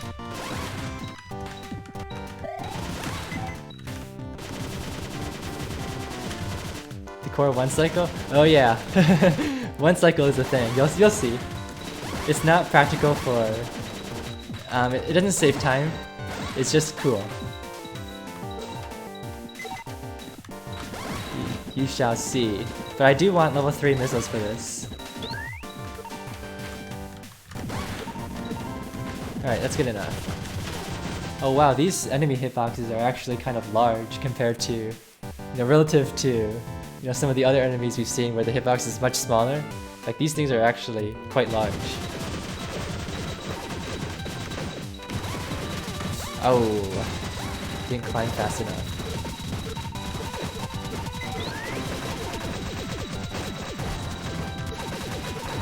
Oh, that's not fireball.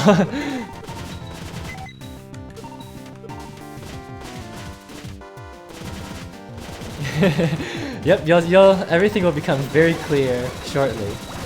And I probably should have gotten the arms barrier, huh?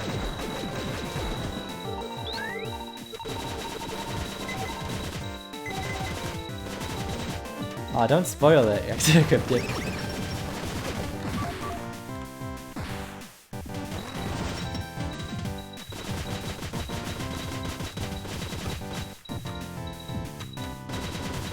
I might actually mess it up a couple times. I accidentally turned caps lock on. Oops. Hang on, let's look at these fuzzball hitboxes. They're just whatever. There's a thing above the door. Not sure what that is.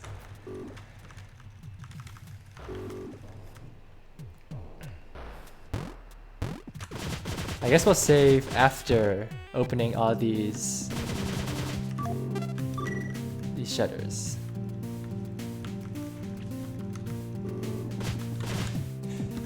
I think I can do it with 18. It should be fine.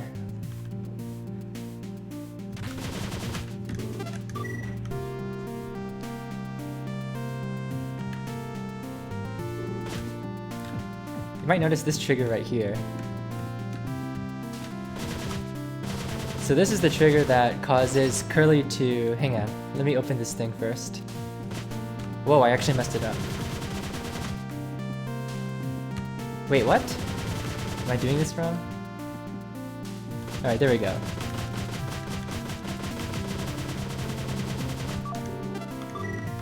Yeah, so as you can see, Curly doesn't immediately walk towards that spot right there. And you can see if I go out a little bit, and then come back. Curly's still there.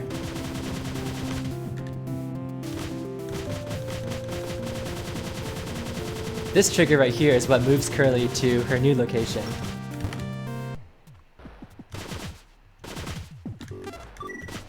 Alright, now it's time to one cycle the core. Oh, interesting, this thing is still interactable.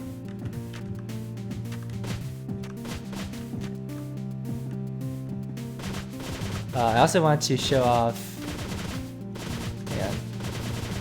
So you see this thing right here. It's an interactable hitbox right here, but it's in the air. So how can you ever interact with it, right? Hey, I just did.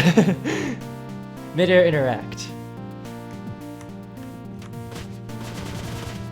So that is actually Curly after she gives you her air tank. And now with the tow rope, we can pick her up early. So now there's 2 Curlies.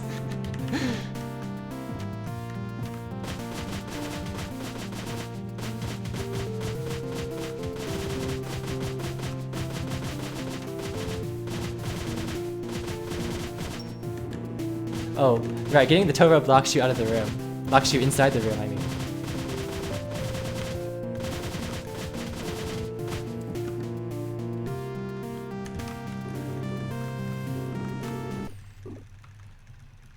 Alright, I might mess this up. So let's see how many tries it takes me to keep this one cycle.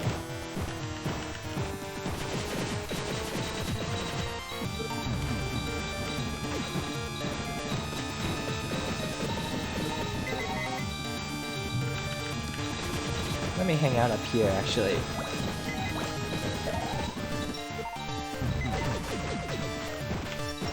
I don't want Curly to do too much damage. Not that it doesn't really matter, but I just don't want her to get in the way. Oh, let's look at these the core right here. So these are the mini cores. You can shoot them like this. This is round 3. Yeah, and then once the core opens up, this part right here is the shootable hitbox.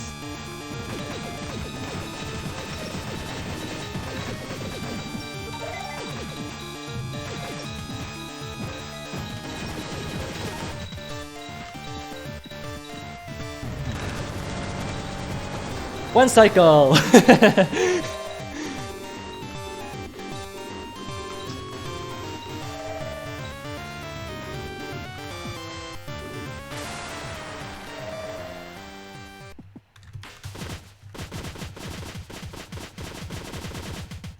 Oh, you can see the core is still jittering around right here.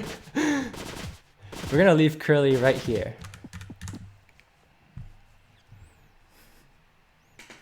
Yeah, so basically, every 4th round when the core is doing that, the blowing you back thing, that round actually doesn't have a damage cap.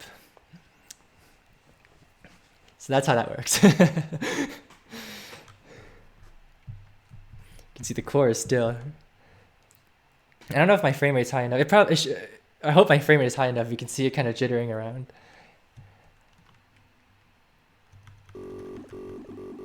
And we're gonna see right now the exact moment where I get teleported to Curly.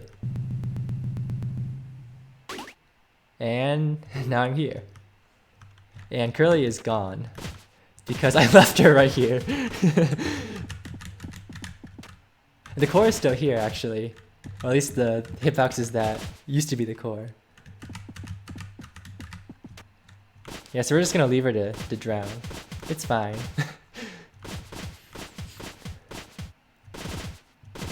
Oops.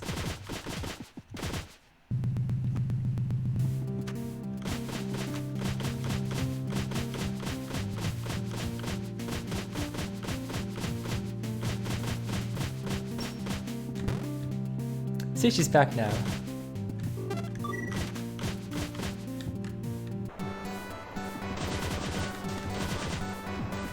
Alright, there's this thing right here. I actually looked into this in like Booster's lab. So this thing... Oh, I don't think I can.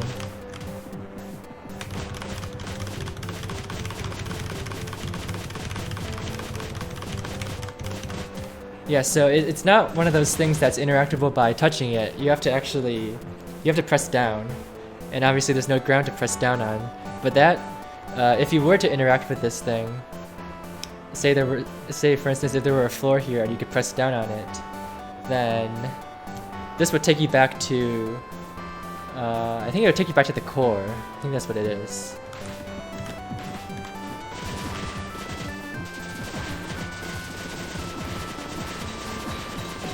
I don't think there's anything interesting.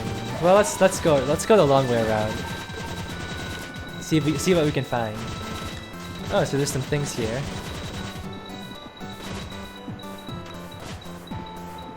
Yeah, you can see the hidden hearts now. Oh, that's kind of cool. You can see the level 1 blade hitbox. Yeah.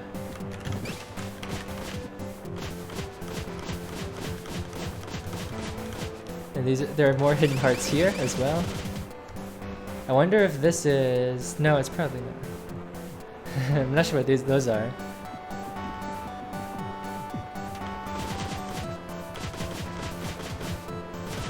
Oh, there's more here.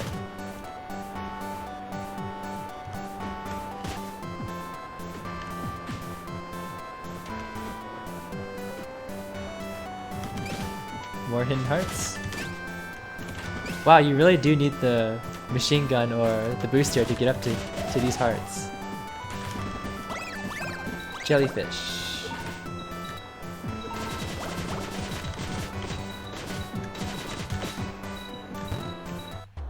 Alright. Oh, there's something in the wall here.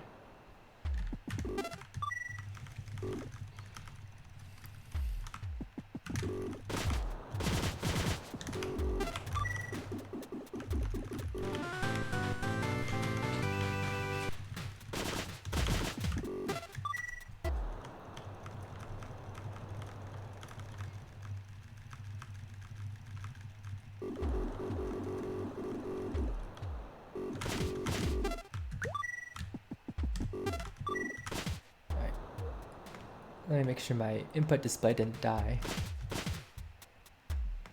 Alright.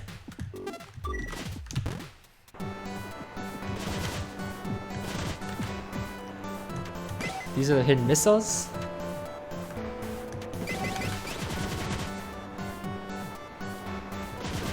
And that trigger right there, that's where it would tell you that Curly has died if you were to come here without draining her.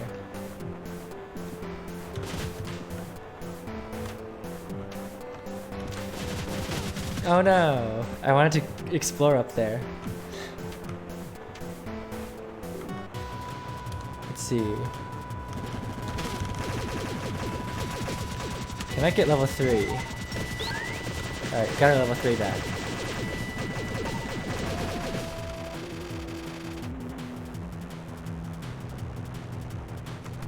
I've forgotten that was a thing yet. Oh, we're actually back in the reservoir now. See, it was that map thing. Did you not know about the Easter egg if you open the map in that room? You never knew that. Well, now you know. Alright, now that we have the machine gun, let's revisit this thing right here. So we can see there's an interactable entity floating in the air. How will we ever get to it? That's not enough momentum.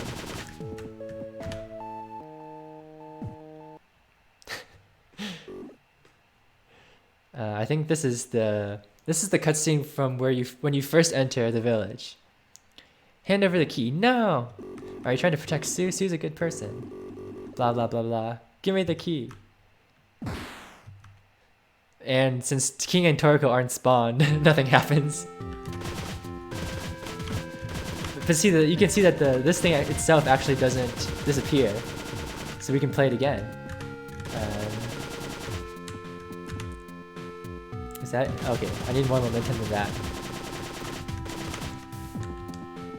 This is completely vanilla, by the way. You can do this in the actual game, in the original game. You can do this. It also works in all versions of Cave Story Plus that I've tested. I think that's too much momentum. definitely too much. Yeah.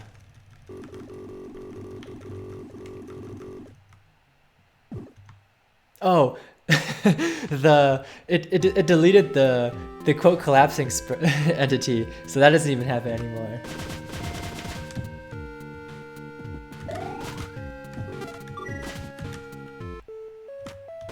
Hey, King is back.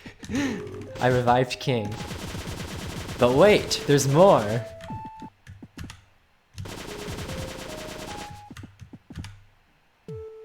Oh, that would have actually been it. Yeah, it changed quiet to Mimiga Village.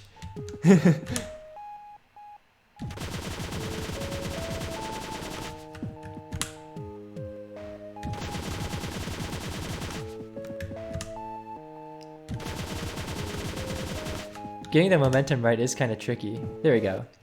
Watch King very closely.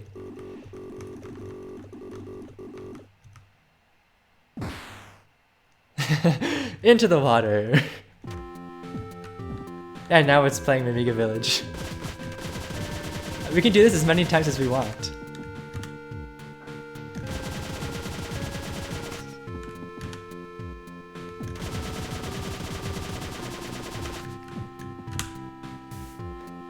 Hey Blue Plasma Spark, how's it going? Yeah, so there's a... Did you know that there's an interactable entity right here floating in the air? This is... If you interact with it, it triggers the cutscene that plays when you first enter the village.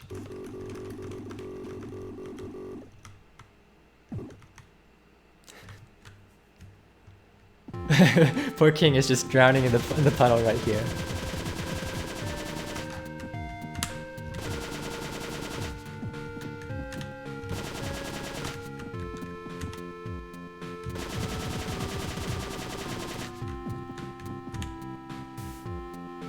Oh, that was so close. Getting the right momentum off the block is kind of tricky. I still can't decide if it's easier off of this block or off of this one.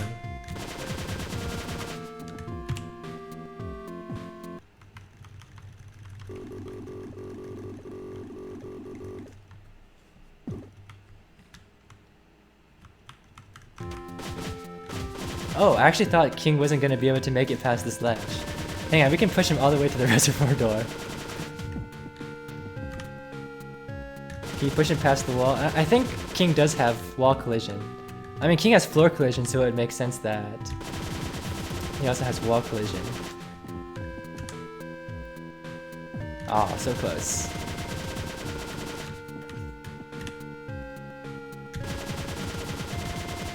Is it easier off of this one? Maybe.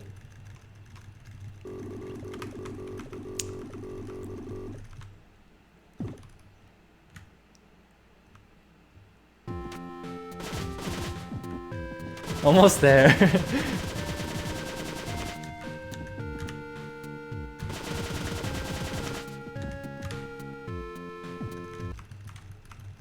Bottom block might be easier. Too bad King is off screen now, so we can't see him jump anymore. Yeah, so now he's against the wall. And if we try to do it one more time...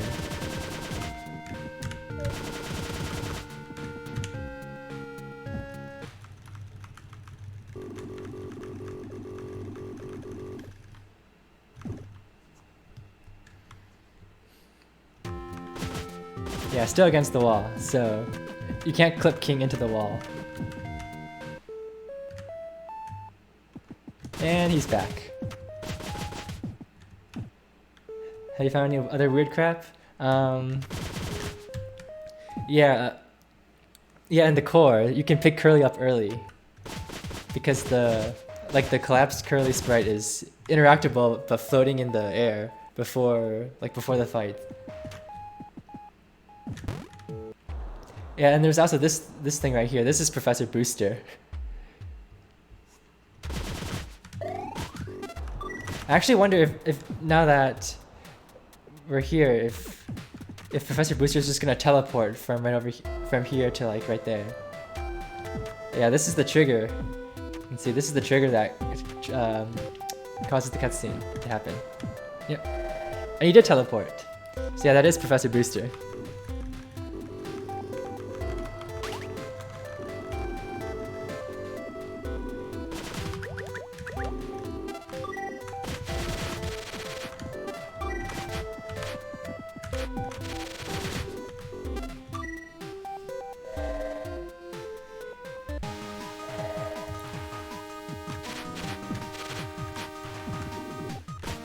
Huh. This is a massive hitbox for just a dead dragon.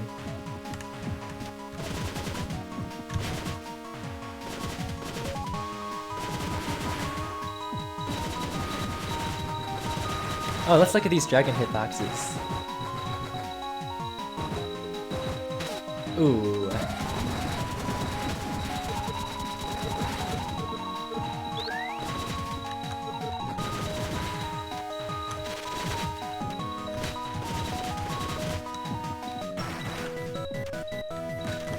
Interesting.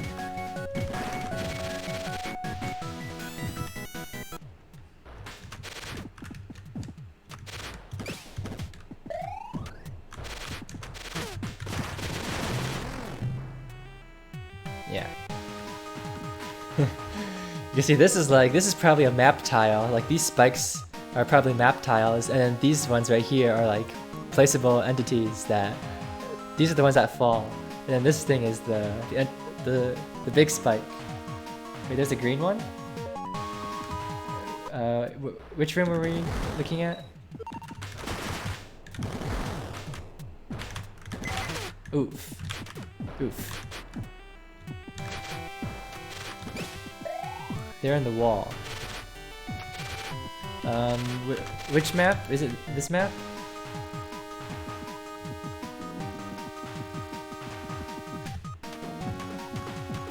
In the bottom? Through the bottom right. Oh, interesting. Let's check it out. I have Cheat Engine open right now, so we can hack our position to whatever we want. This thing, huh? Although if it says something like, if it was like a text box or something, since everything is in Japanese, we're not going to be able to read it.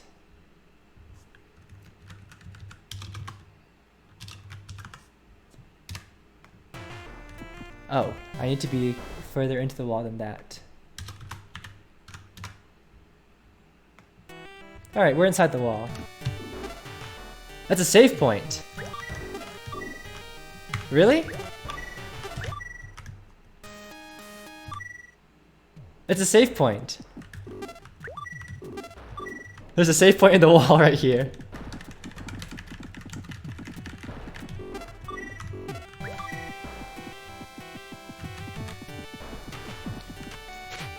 Safety strap for runs.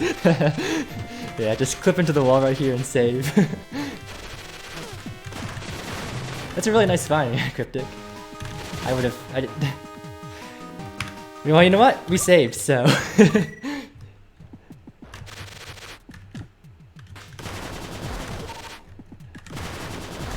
I never even noticed that myself. I mean, we couldn't have noticed it in runs because it's in the wall, but... And I keep on doing this... Keep on boosting into this spike. Anyways. So yeah, now you get to see how these spikes work. Yep, they turn red when they start falling, which means that they damage you, and then they turn blue once they land, which means they're shootable now.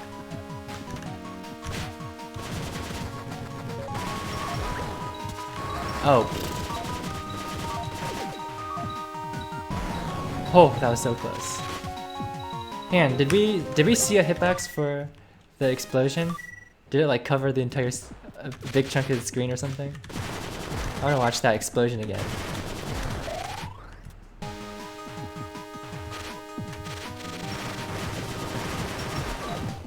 Alright, I want to see if there's like an explosion hitbox.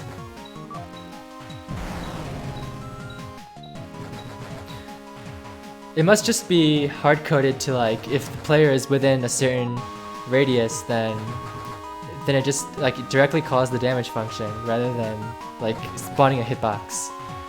That's probably how it works. So that's why we didn't see one.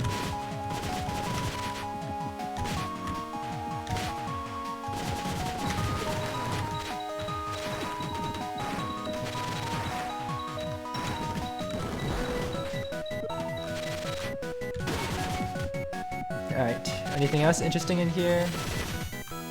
Not really. Alright, so now we get to see how sister skip works. So this thing right here, this is the boss fight trigger. As soon as I open this chest, it activates. So this is how the trigger works.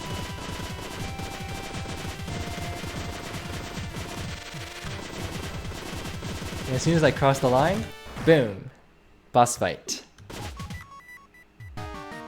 Oh, the sisters actually have 2 hitboxes as well.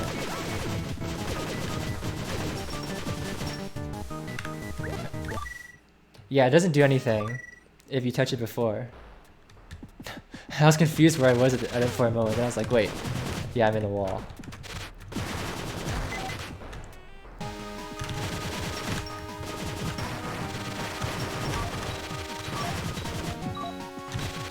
Ouch. Yeah, white, so the color code is that white means green means interactable. It's like this thing right here is white. That means it exists, it's like an entity that exists, but it doesn't actually, it doesn't trigger any events. Yeah, so this is the boss fight trigger. And the way that sister skip works is you're just outrunning it. Like that.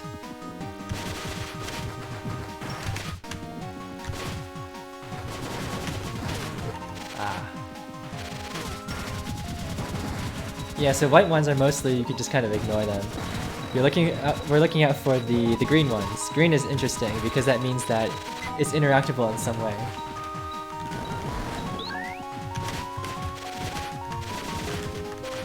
So which one? Yeah, see this one is green right here. If I press down to interact with it, there's a fan. So this is like the anti-soft lock for if you backtrack to here without the booster.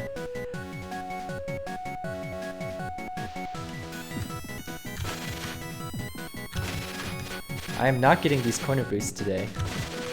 Really? There we go.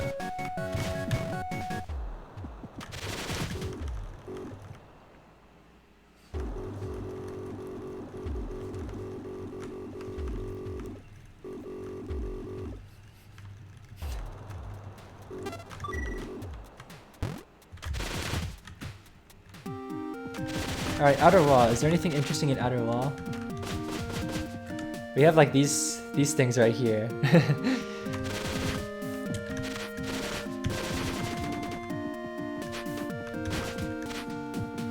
Is there anything interesting in here? Not really. We just have the little family. The green tile.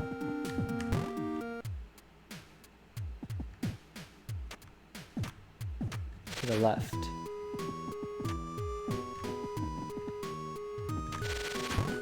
Oh yeah. Wait, where? Oh, this thing, yeah. This is the trigger that kills you.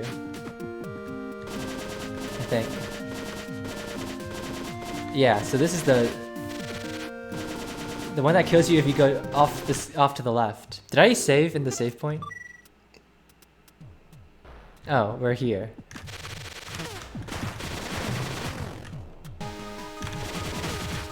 I keep making that mistake. I need to like figure out why I'm doing that. Also, I'm about to die. Whatever.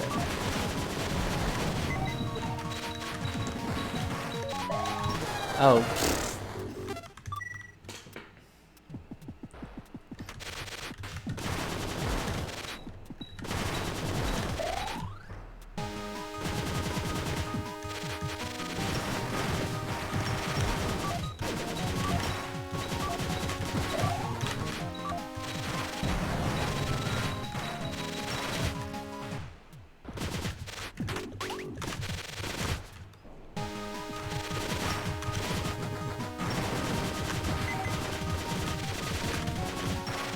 Alright, let's actually save here.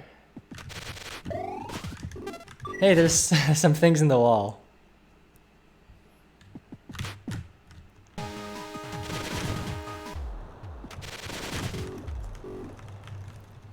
I'm gonna save again after this actually, so we don't have to see it again.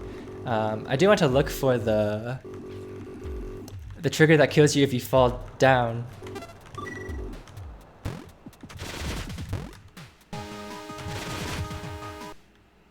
Maybe it's.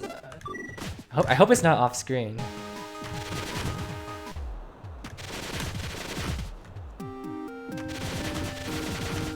Oh, is there falling on the bottom? Okay. Oh yeah, it's hard. It's kind of hard to see, but it's there. Right there. Yeah, it follows you just like the other one. And we can find the other one. We can find the one on the right side of the map as well.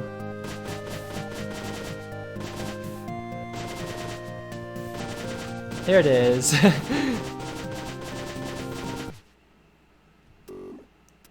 It just like makes your character vanish.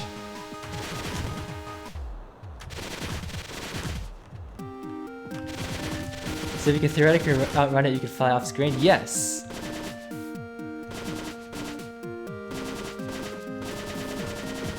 I don't think there's a way to outrun. I don't know where it spawns, so I don't know if... Well, it takes a really long time to get there anyway, so I don't think we could. Yeah.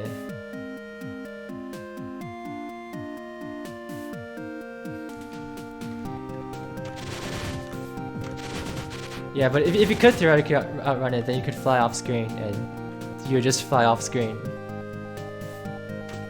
And actually, if you go far enough down, like if you were to outrun the one down here, if you go far enough down, like every map has water. If you go far enough down, and some maps like the core, they move the water to. Where's the code for the movement of those? That is entity 46. Entity 46, I believe, is the triggers. They move at booster 2.0 speed, so there's no way to move faster than them.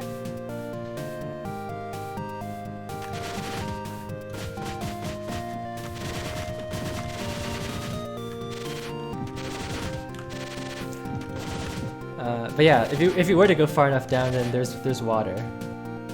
Actually, I have a way too. We can do this right now. All I need to do is... Yeah, it's like Lightspeed IRL. Except, actually, the falling blocks in Hell, they actually fall faster than Booster 2.0 speed. Alright. We're gonna teleport really far away and... see what happens. I hope this isn't too far away. Oh. I hope this isn't too far away. Doesn't barely teleports anywhere.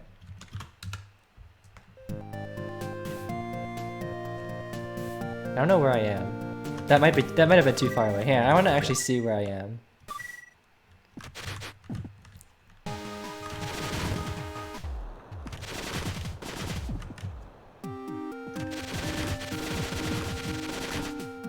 Alright, so we're gonna teleport to...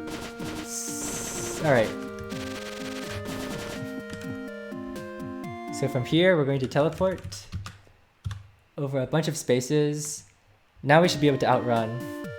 Yep, we're just off the map now. That's what happens when you outrun the trigger.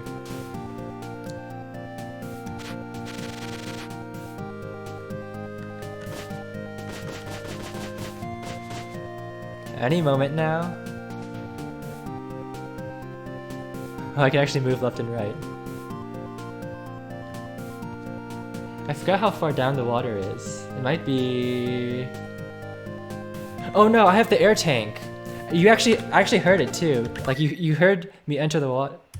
I heard the water, the splash, yeah. But I have the air tank, so...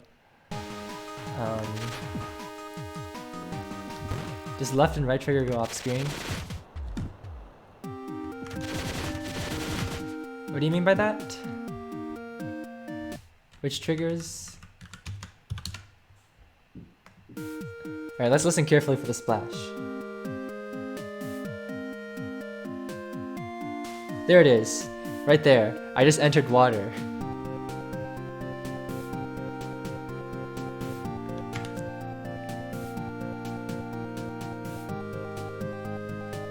Like the ones that follow you. Oh, so like if I were to...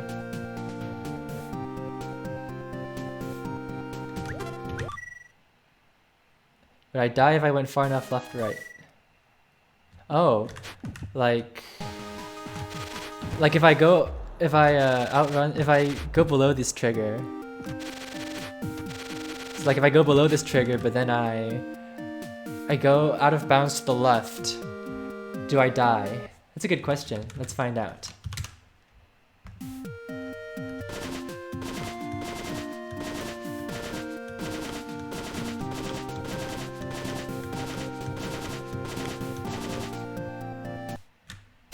The answer is yes. They do follow you off screen.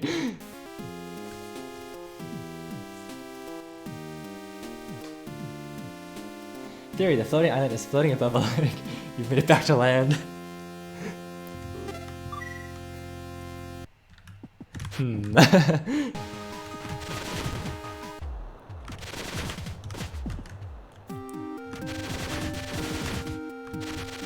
Alright, let's climb this wall and see if we can notice anything on the way up. Whoa, I think this is the ghost cat. Yeah. That's the hitbox. So these must be activated based on your Y position. Like once you get far enough up. And then it just activates and it spawns that thing.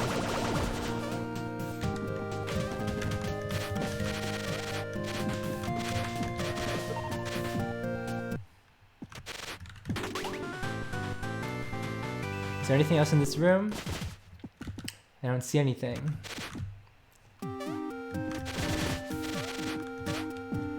Whoa, what? There's a thing here. On top of this clock.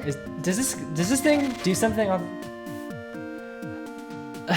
I literally never knew that you could interact with this. What does it say?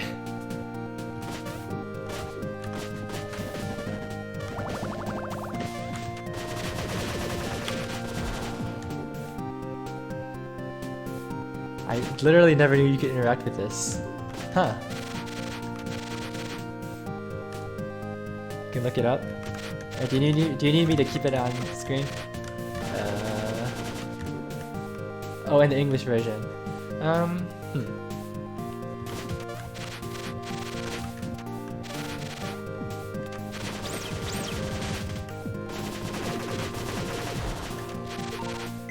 And this is the crux.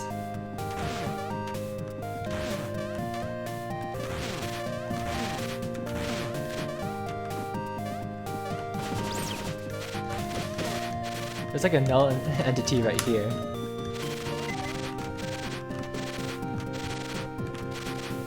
Alright, let's see if there's anything in the walls. Nope. Is this a sign? Really? Interesting. There's another null entity right here. I wonder if Pixel had planned multiple hidden passageways, hidden rooms. And there's something right here. That's just Ghost Cat. Was that accidentally left in? The sign message. Huh. I believe if... Let's see. Okay, there's nothing here. Isn't there like a debug cat? Where's debug cat? Yeah, there it is. Right here. Under the floor. Let's go in here. C, A, B, C, D, E. Is this far enough? Alright, here it is. Alright, I can't read Japanese, So someone can probably look up what this says. It's probably like it's.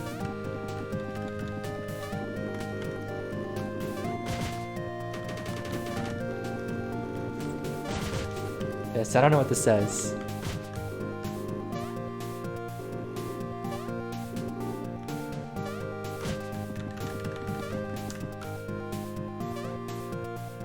All right.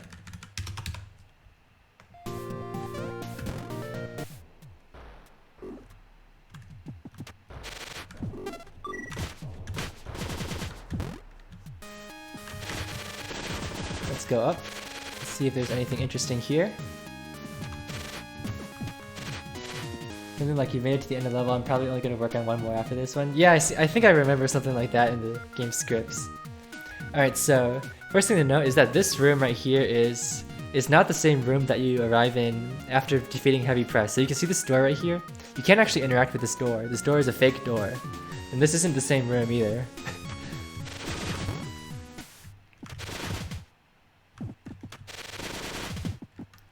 Extra text. Thanks for helping with the debugging. This is as far as the game goes for now.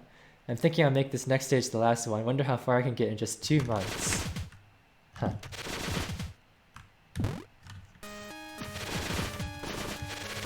Did Pixel have like a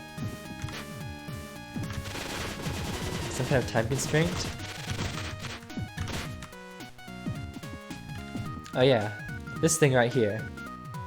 There's a door here. If you look close enough, you might be able to see the top of the door right here. But there is a door right here. You can actually interact with it.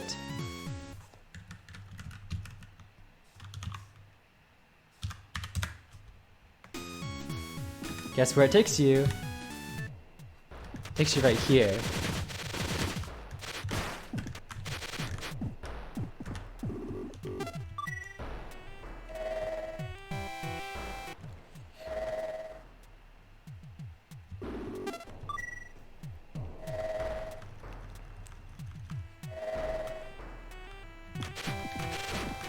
Why is not censored?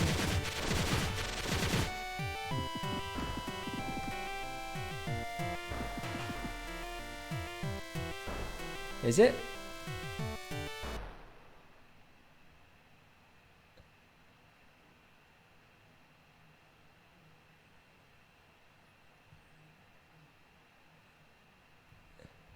In my chat display.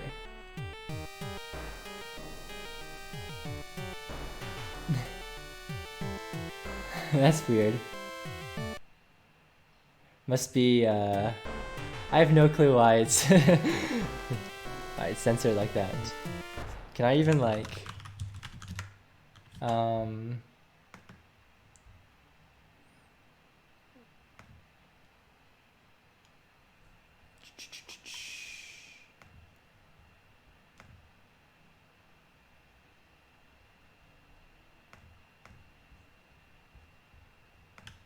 what happens if you type it now? I don't actually know if I did anything, but oh, what the heck?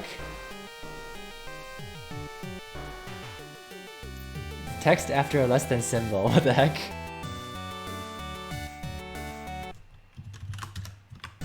I mean I can probably type it, right?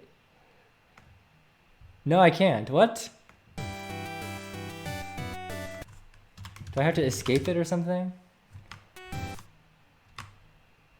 What the heck is going on?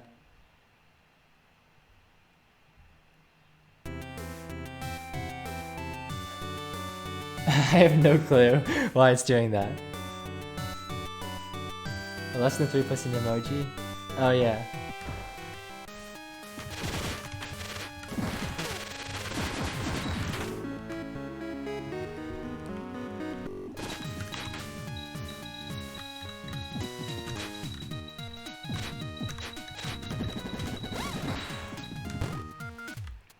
Alright, anything interesting in here?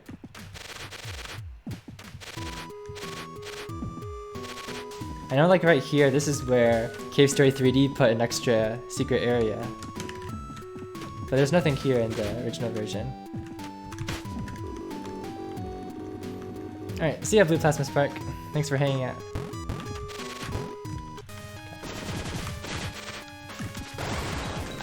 that I meant to shoot a fireball there, but my weapon ordering is all messed up.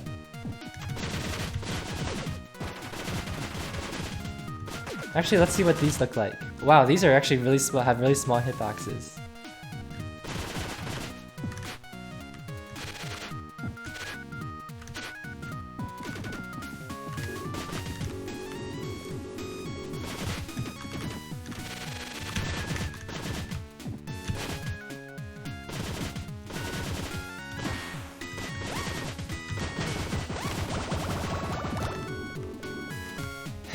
There are some things right here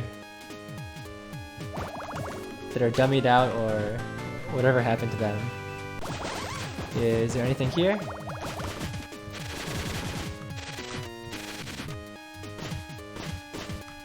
Alright.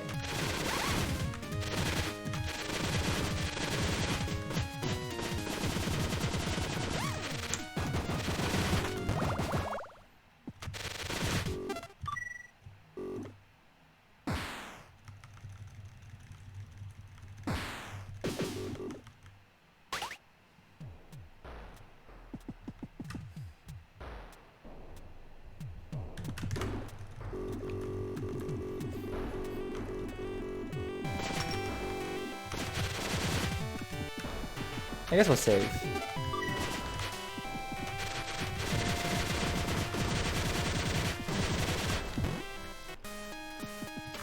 Alright.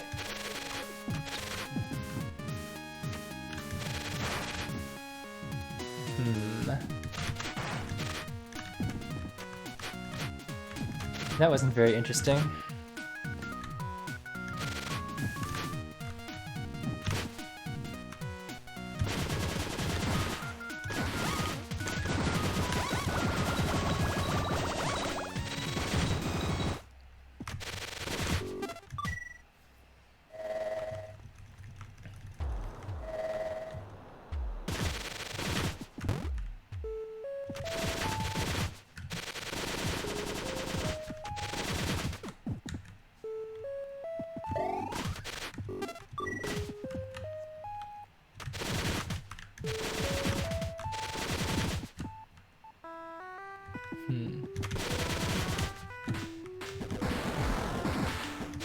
I've been trying to find setups for this boost, but it's just really hard.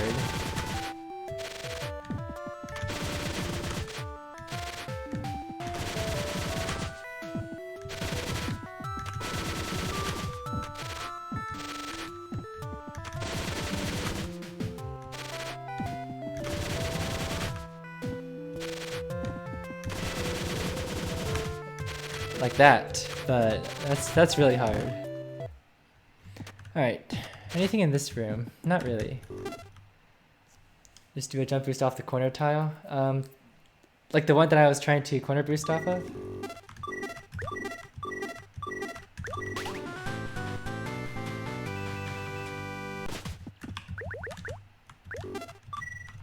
Off the slope. Oh, off the slope.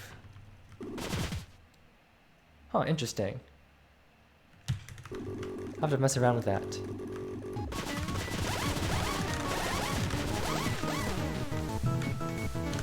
Alright, look at how small these rock hitboxes are. Let's see if we can find a situation where we have...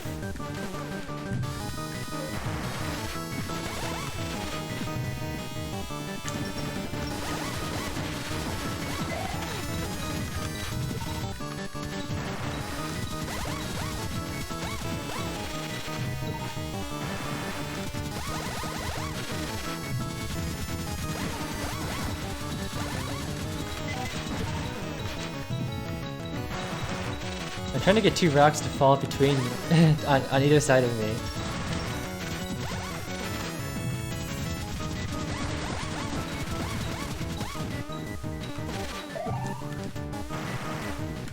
I don't know.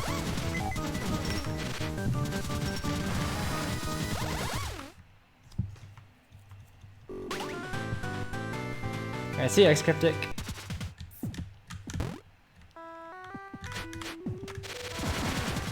I'll probably highlight this so you can watch the VOD afterwards.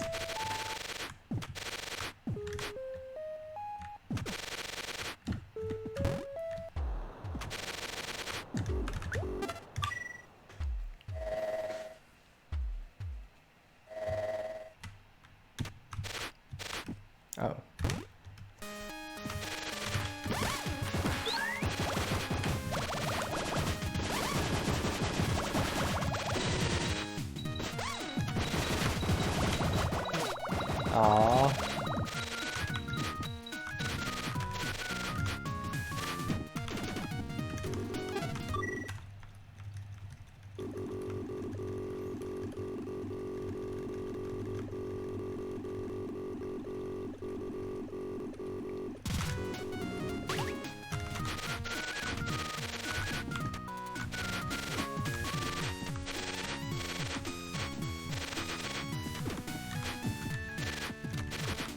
Oh yeah, these things right here. These are the the anti-soft locks for when you get crushed by the rocket. If you get pushed by the rocket, you end up in one of these, and if you press down, it teleports you back in bounds.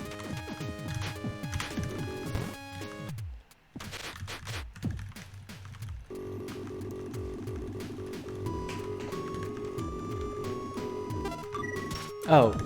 You say no to this one.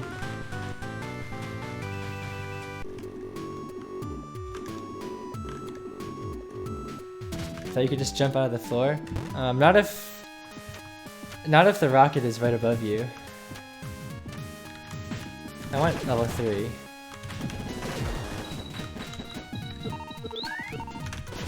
Oh, I don't have a booster. I tried to do a corner boost right there. Hey, there's something inside the floor right there. There's something inside the wall right here.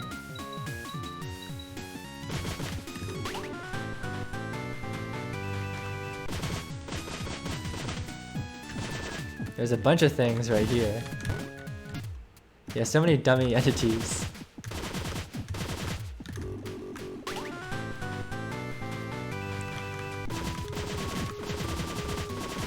Like this one floating above this Mimika's head.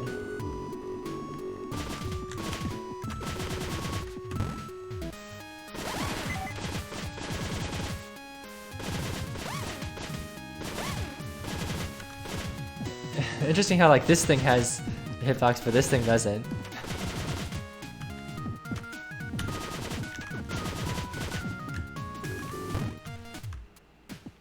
A secret hat.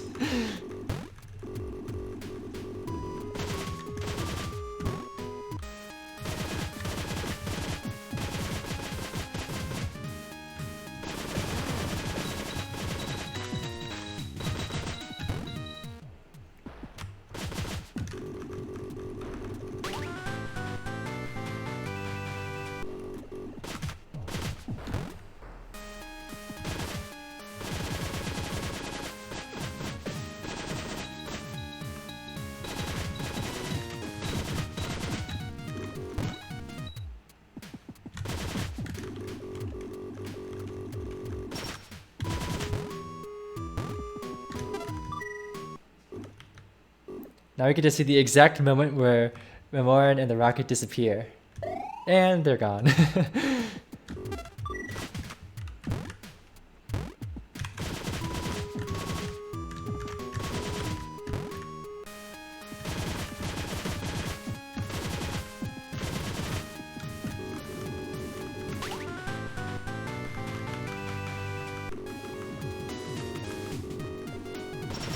Yeah, so if I were to get the rocket to— oh, I don't have the booster equipped. It's fine. If I were to get the rocket to crush me right now, I'm right here, I'm just stuck. But since there's a interactable entity here, boom, it teleports you one block lower. And then you fall out of the ceiling. Let's see what this dog looks like. It's just a dog.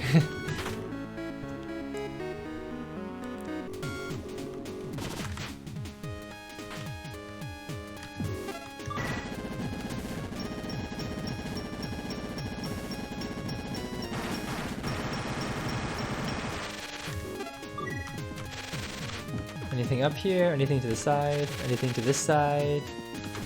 Guess not.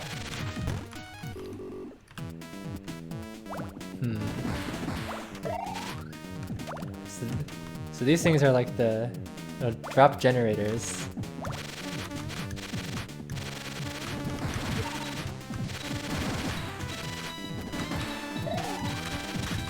Oh.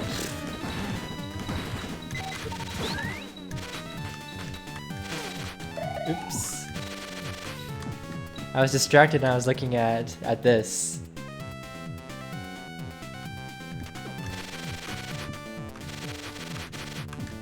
Oops.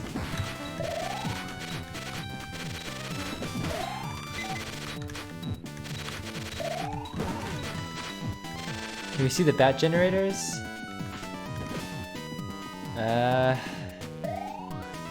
Oh, you can see the bats as they as they spawn.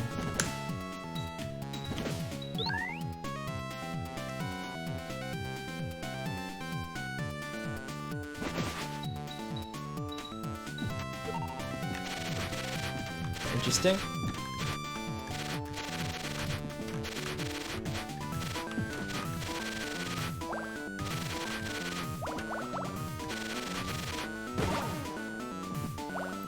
The last cave IL would be pretty crazy, for sure. Alright. So, I think these are both boss fight triggers. This thing is probably the treasure chest. So one thing I never knew until I found out through playing randomizer is that if you kill the boss but don't pick up the chest, then these triggers you can refight the boss later if you come back to get the item. So that's why there's a boss fight trigger on the left side. So if you kill the boss but don't get the chest, you can exit last cave and then come back to fight the boss again.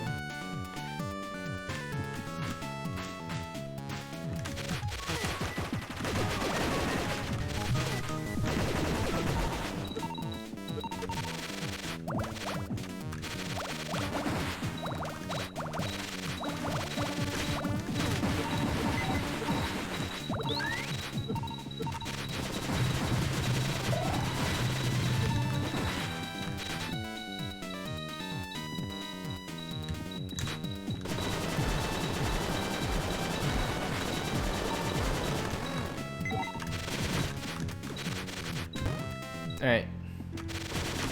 Oh. Let's see. Oh yeah, there's that thing. And these are the the out of bounds triggers. Well, the ones that kill you. Alright. Hang on, does the one does the message box I just triggered, does that respawn? It does. Alright.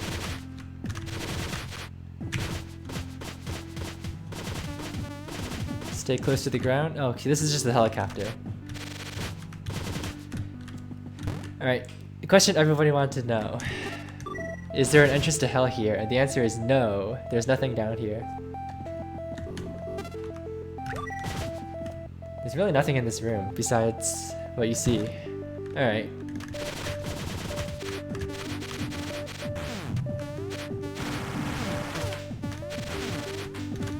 Let's go check out the secret stash.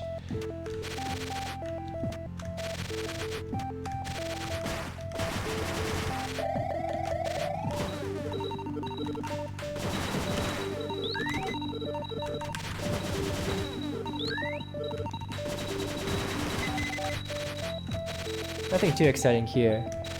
Of course, we have our thing in the sky that teleports us back down to the ground. Wait. This is what it says in Japanese? Ikidomeri. What does that even mean?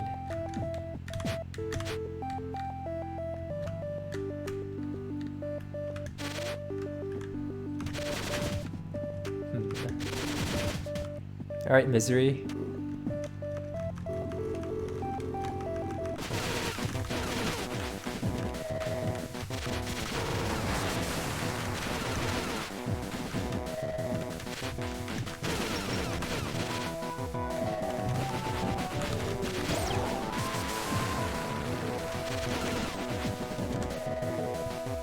Alright, so these are the hitboxes. And welcome back, Blue Plasma Spark. So these are the hitboxes for these things. It means dead end in Japanese. I wonder why it's written in English text though. English letters.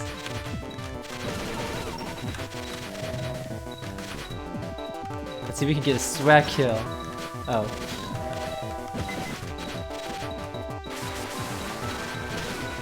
Nice.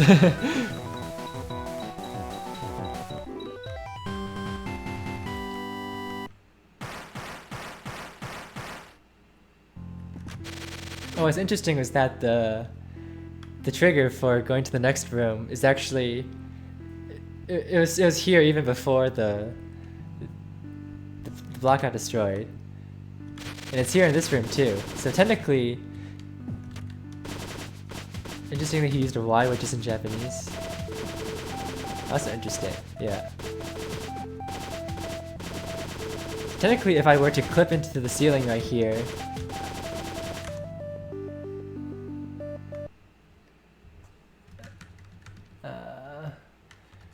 One E? Oh gosh.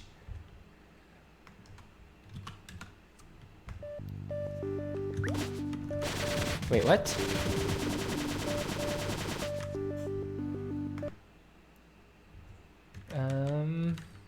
Oh, it's just, yeah, it's just 0. Alright.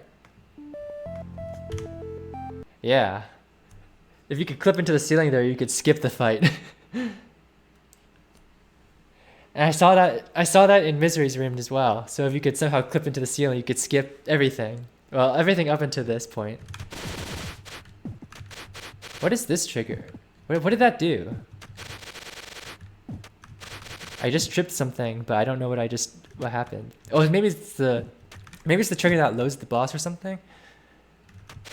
Like, we can actually fight this early.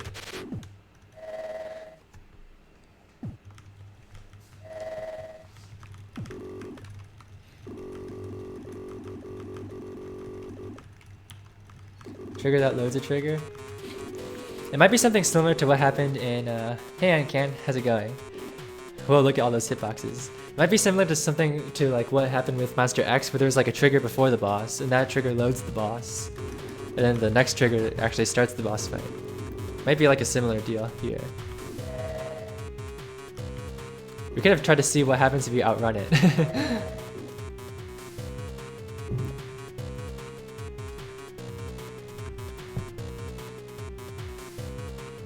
Actually, we have, since we're already here, let's go ahead and see what happens.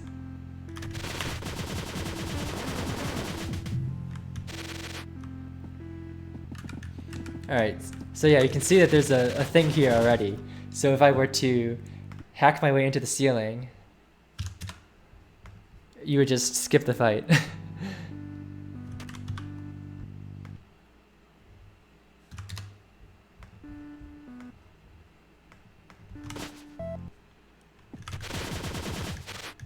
Alright, so if I were to skip this trigger, what would happen? What would happen with Monster X if you skip the loading trigger, the initial loading trigger, is that the boss fight would start, but the boss would be like, you know, spawned in some weird out of bounds location, and so you wouldn't actually be able to interact with it at all. So you'd be soft locked basically. But in this case, I hope this is far enough. Alright, it is. Yeah, so it is the trigger that loads the boss.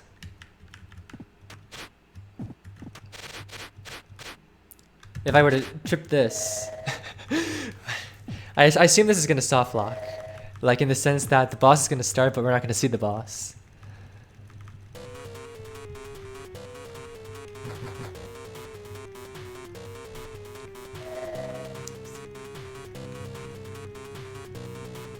Whoa, the red crystal still damages you. Interesting.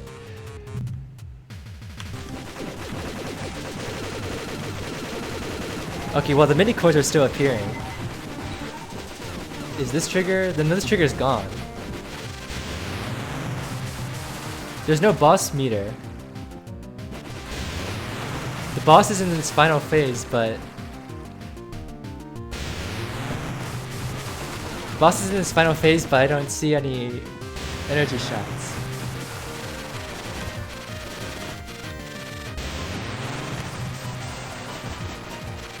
Probably because it didn't initialize the boss's health, so it's like the boss has like 0 health or something, and that's why it's in its final phase. But yeah, it's a soft block. All right.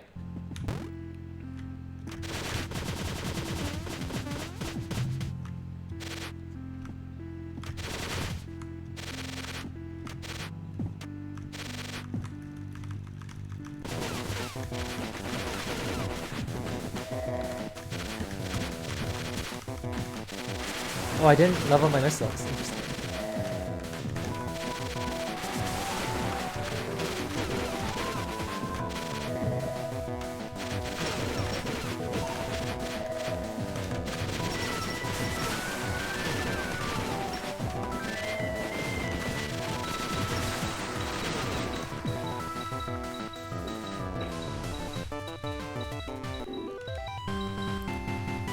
Yeah, it's like we skipped the initialization part of the boss that's like set at all of its parameters.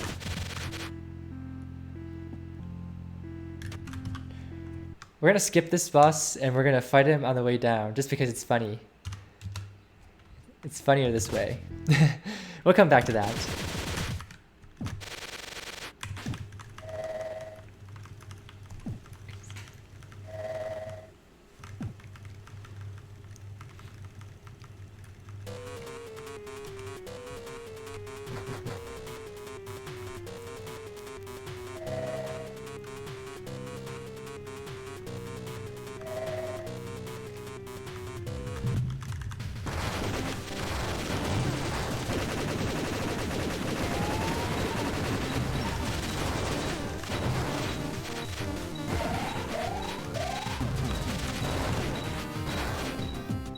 Yeah, so it looks like it's this square that's the one that's shootable.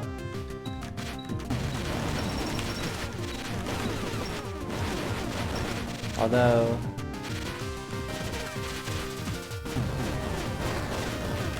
I don't know.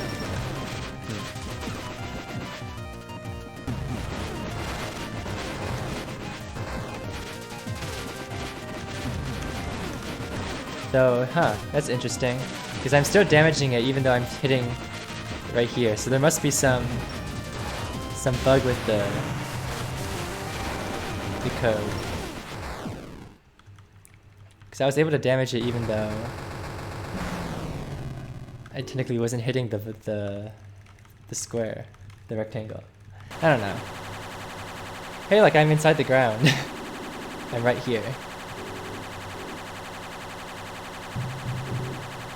If it's bonking something?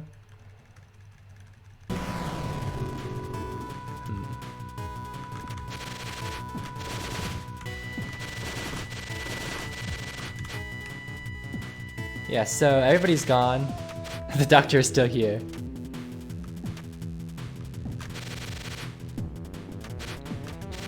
Yeah, it's like the hitbox that was being drawn, it wasn't like the actual boss hitbox or something.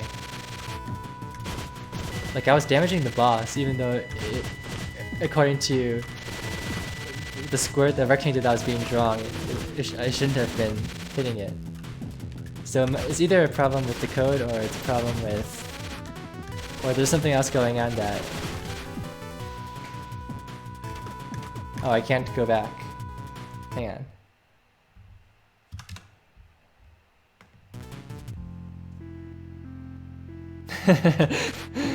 So that's what happens if you go backwards.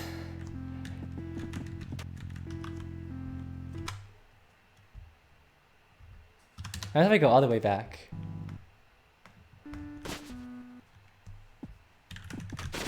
Hey, the screen stops scrolling, but everything is gone. The island stops falling temporarily. And now we're back to chaos.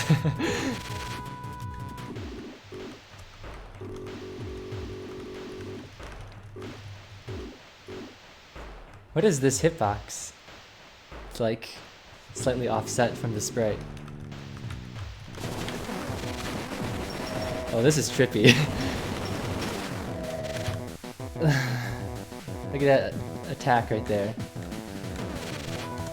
That's kind of cool, actually. Just all these things.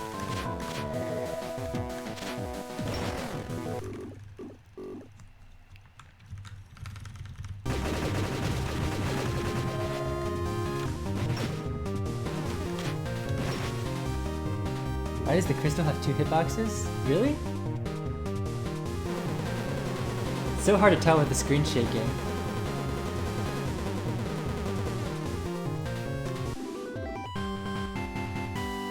I only saw 1 on that.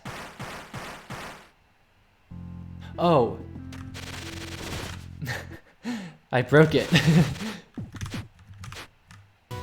And we're back.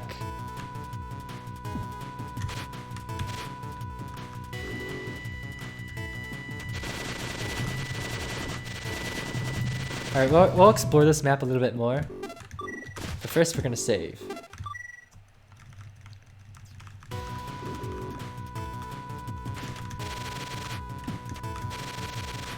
Alright, is there anything up here? Alright, there isn't.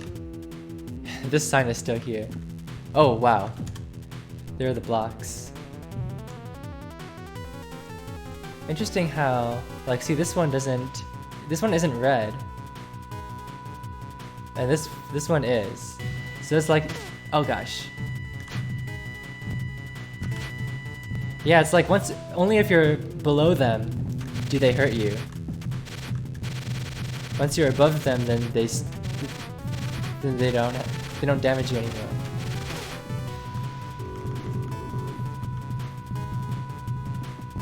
Alright. I think I knew about this one already, but see this thing right here? There's an interactable thing right there. And we're going to see what it does.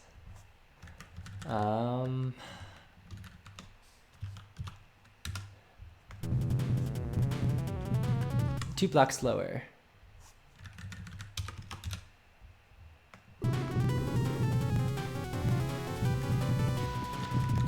Oh, it's one of those things that it triggers the event when you touch it. It's the... Remember the first time we were in balcony before the boss fight, if you go too far to the... If you like go past this point, it like warns you that you're about to fall if you go past this point. So this trigger right here was that trigger from the previous map, just moved inside the ground. Alright, time for hell. We can already see the death spikes.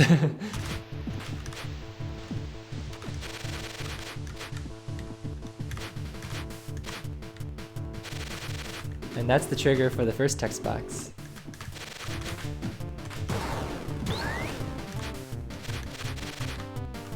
Wait, what was that trigger? What did I just trip?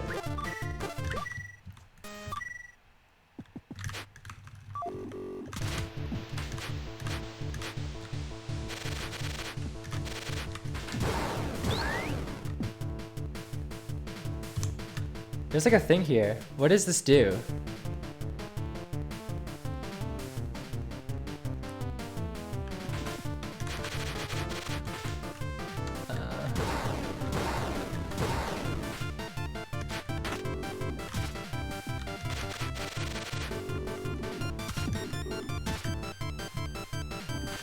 Alright, this is B2.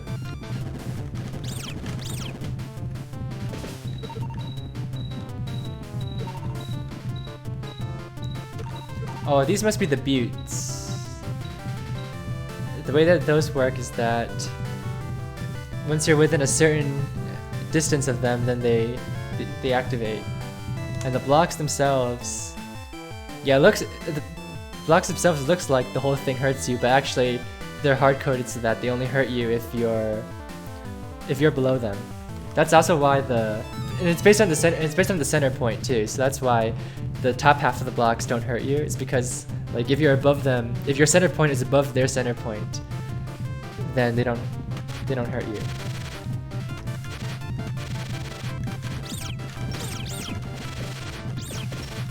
does a Butte hitbox look like? Like that. Yeah, so all the random things and those are all the buttes, like where they're placed in the map editor.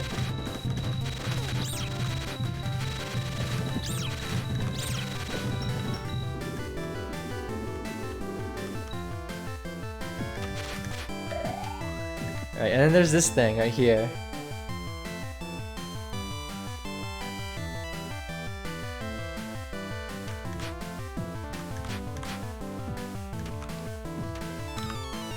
So this thing is one of those things that it triggers an event when you touch it. So if I were to touch it, the weird HP should cause 2 AMP and 1 phone. Huh. I wonder what the purpose of that is. You can see what entities it changes.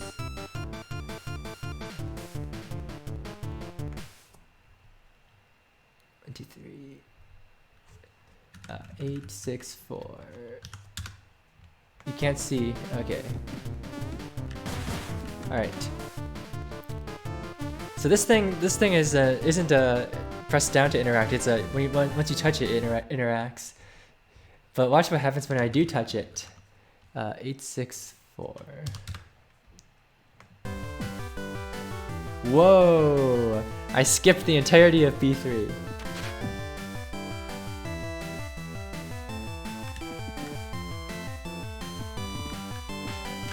Where's the boss trigger? So that's how the lightning works.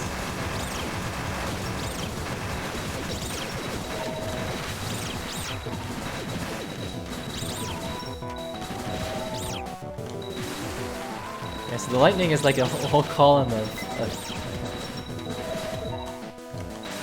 yeah.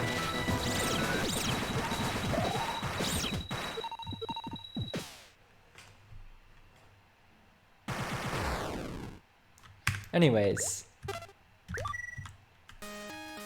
that's probably just like a debug, like testing the boss fight kind of a thing. And Pixel just he didn't bother to remove it. He just moved it inside the wall.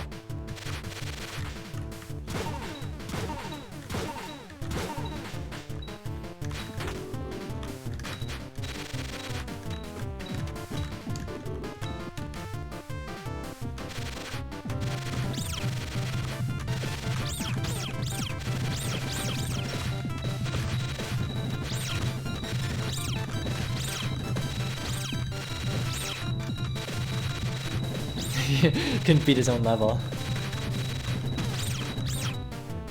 Clearly B, that's the explanation for that.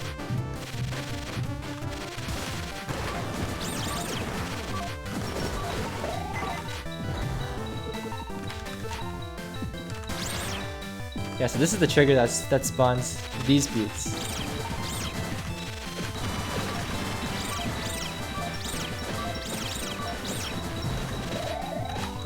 I'm not sure what this. Oh, that destroys those tiles. And this is the next story trigger. Yeah. Wonder what this does. Oh, this breaks open that. Yeah. All right.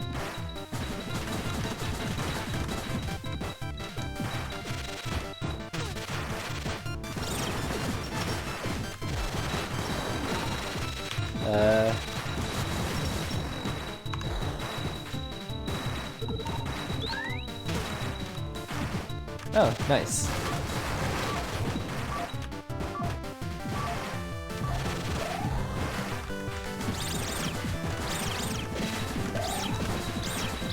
I wonder if we can get the second delete skip. This is... Alright. Oh, didn't get it.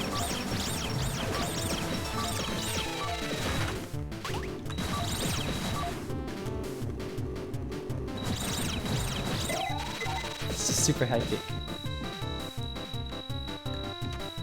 Yeah.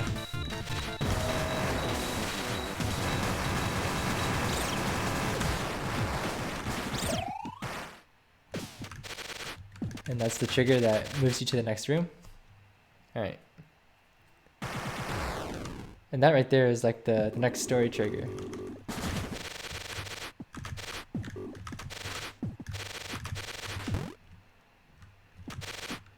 Yeah, you have interactable things here and shootable things here.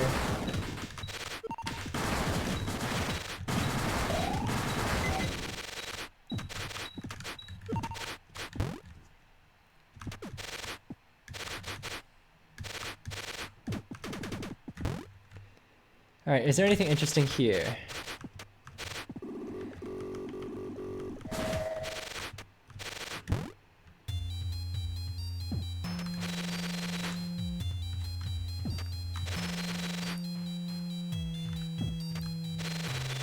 I guess the only thing to note here is that there's no door here. I mean, there's a door map tile here, but there's no entity here that you could interact with. So even if there were like a platform here, or if you like stood on top of Balos, you wouldn't be able to re-enter this door. Does level 2 players save a lot of time in the boss fights?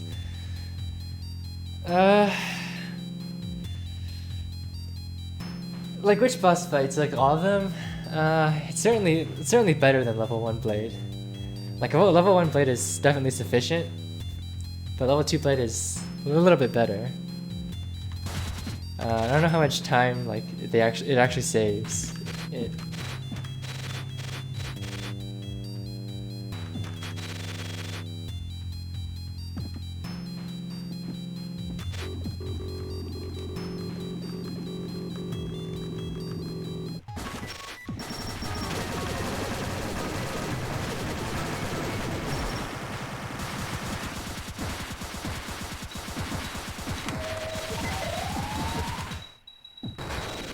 Okay, so look at this mess right here. What even am I looking at? Alright, so it looks like we have these... The eyes are shootable. Then we have like this thing right here. Then we have like this thing right here.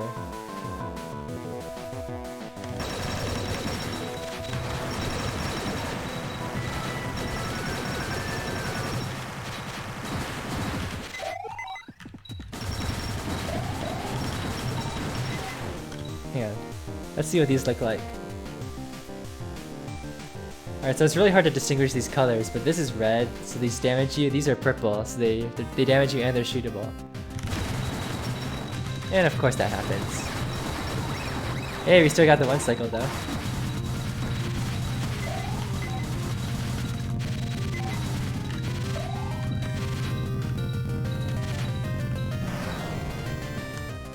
Alright, this is phase 4. Let's get a little bit further away from... Alright, this is phase 4. Jeez, this is a lot to look at. So it looks like we have these eyes, which are... These are shootable.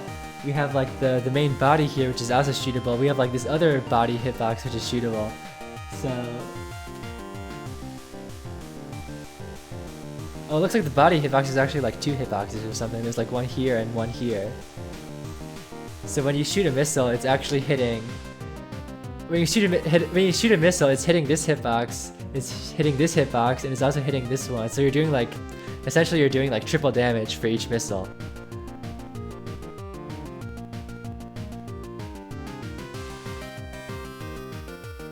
Is there another one here? What is... It's so hard to tell what I'm looking at.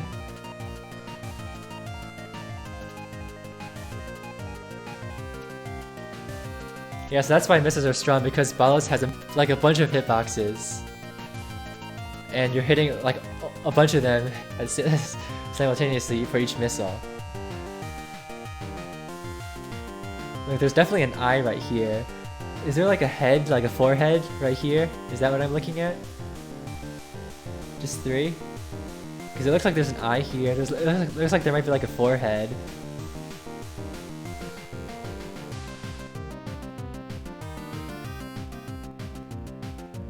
One large one for the body, the eye, and the forehead. So here's the eye, here's like one of the body ones.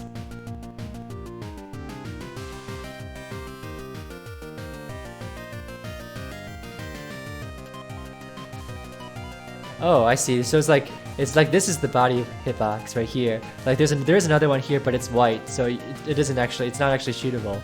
But there's like the one here. There's like this large rectangular one here, and then there's like the forehead and then the eyes. Is that what you're looking at? So you have like this here, then you have like this big one here, and then like this forehead thing, and then the 2 eyes. So that means when you're actually hitting, so you are hitting just 3. You're hitting this big body one, you're hitting the forehead, and you're hitting the eye.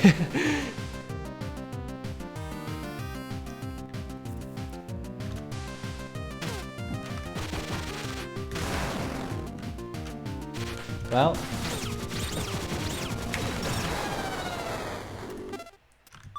I was trying to see how much damage like one missile shot does. One missile volley.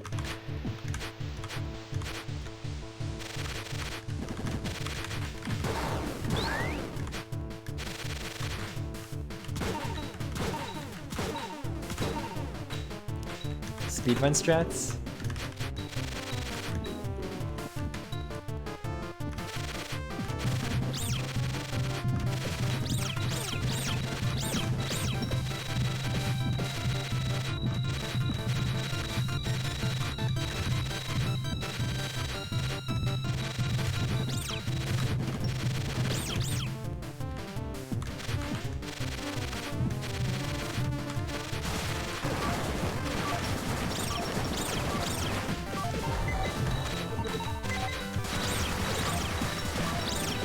Should have Roadrunner with B3 skip.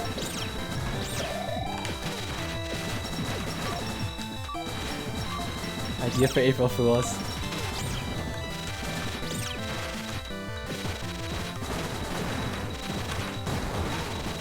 Ah. The weapon ordering is like totally messed up. That's like screwing me over.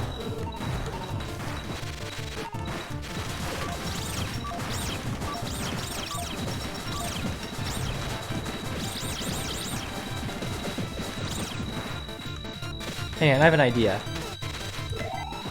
Hey, there we go. Alright, we get another shot at this delete skip.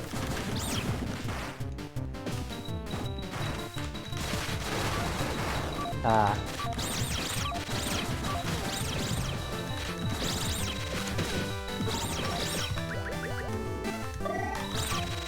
I don't know what I'm doing right now.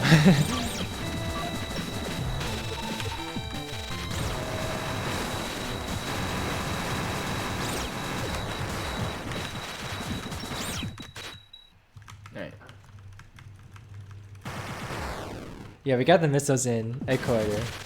Because I wanted to see if there's anything interesting in the egg observation room.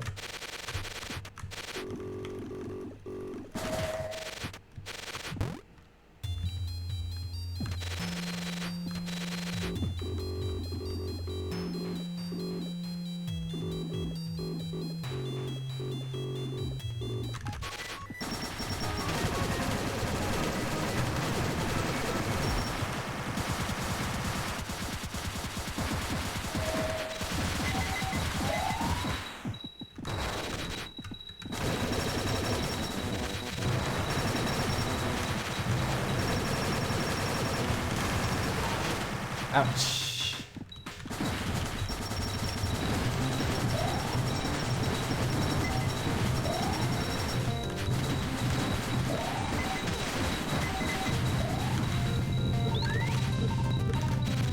Alright.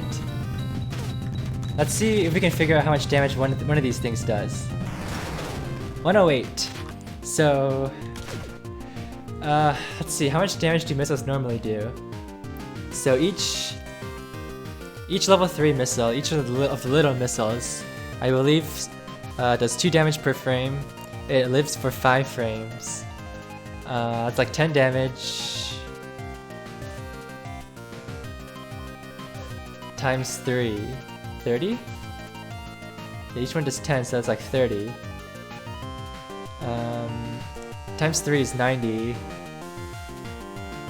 shoots 4 at level 3? No, I think it only shoots 3, but there is like a bug with the missiles where occasionally a missile explosion will just sort of randomly live for an extra frame. So So they live for either between 5 and 6 frames.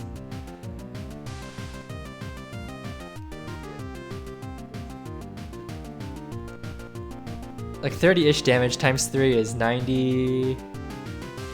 And then probably like Curly probably did something. I don't know. It's consistent with. It's somewhat consistent with the hitboxes hitting 3 hitboxes. Hang on, how much does this do? 4. 4. 8.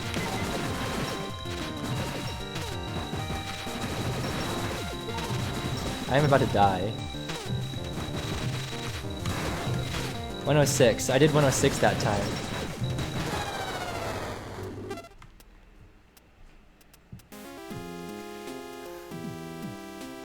Where is the damage coming from? Where is the damage come from?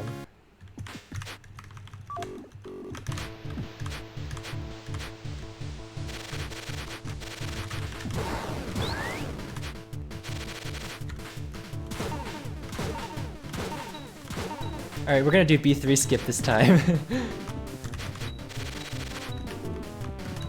Wait, but I need level 3 missiles.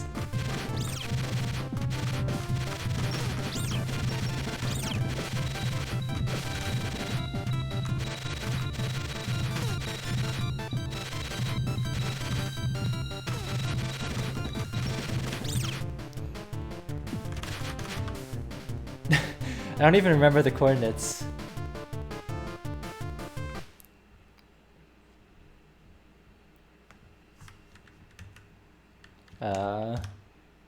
Where is this? Too far. 2-4.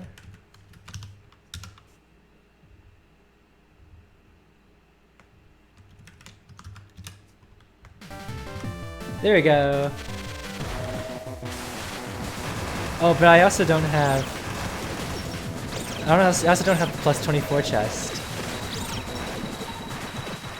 Ah.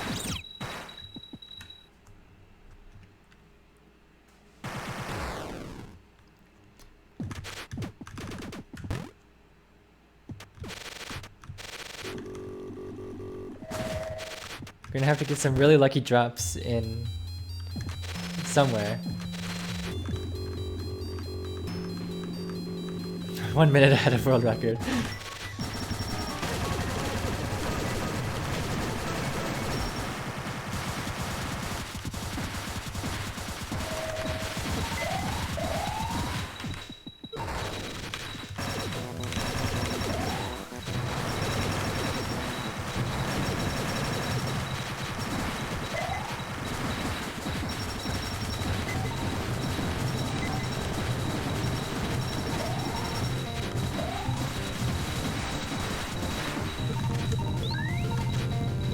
There we go. World record.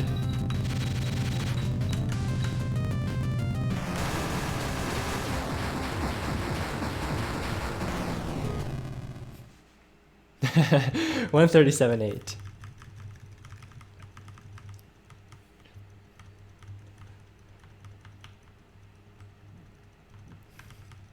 It's kind of funny because there's these things, there's red hitboxes on the side of the screen.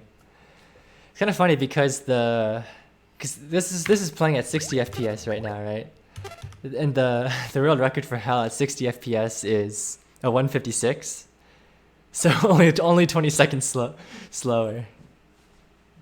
Despite having to do all of B3. That just goes to show how crazy the current Hell world record is.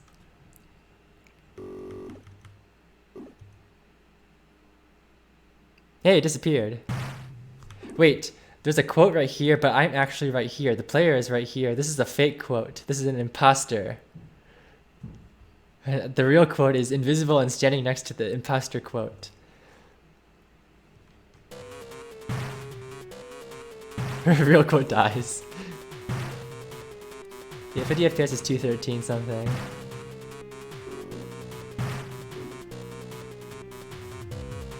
Interesting, like, I wonder how much damage these things do.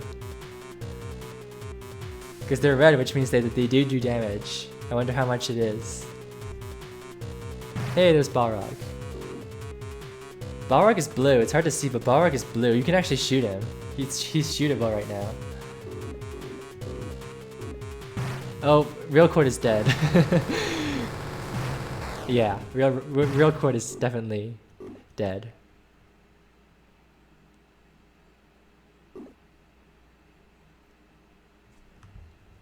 I wonder, I think this is like this little square here is this whole thing.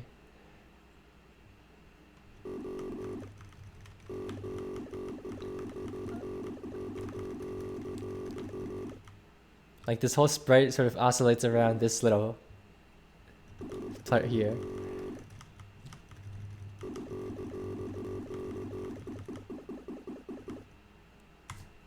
Whoa. Credits are weird. What is all this stuff? I'm right here. Oh, these must be for the end. Like these turn into other characters at the end. And there's probably like 2 rows because like one set it turns into the characters depending on which ending it is. Oops.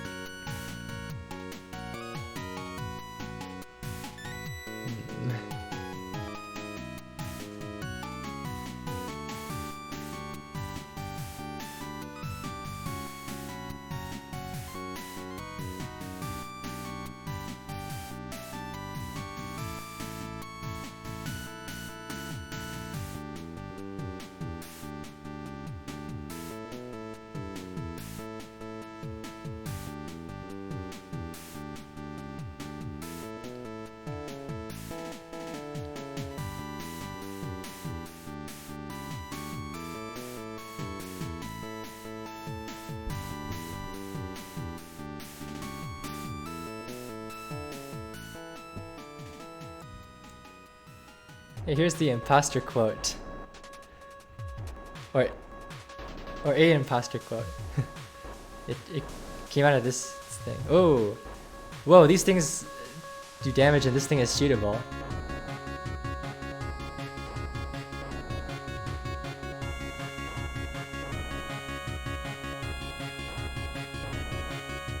Well, this puppy is actually interactable.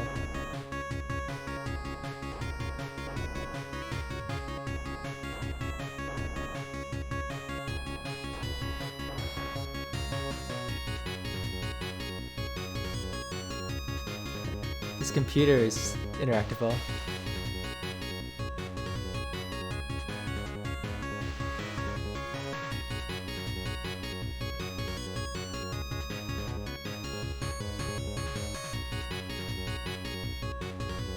There is not an interactable thing here at Arthur's grave. Aren't these credits map things like? Aren't these? They're not the same maps, right? Can you die during the cutscene? I don't think you can die. I don't think you can take damage while you don't have control.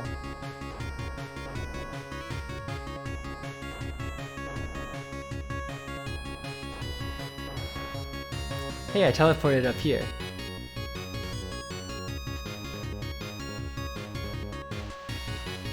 And now I'm back here.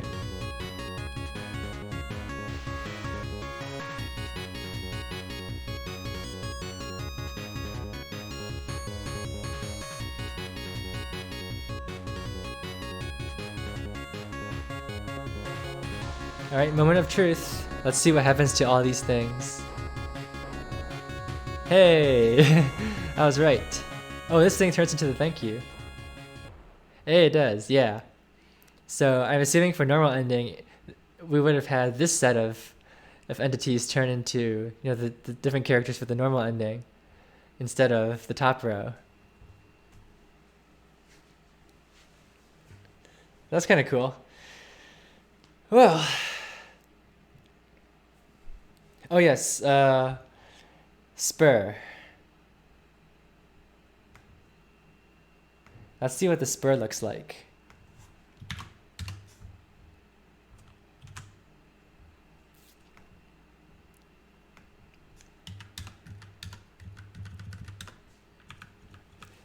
Let's just go to...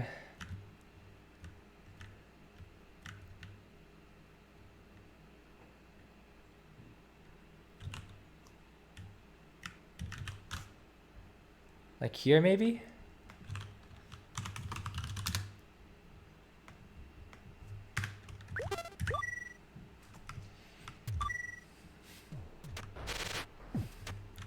Alright.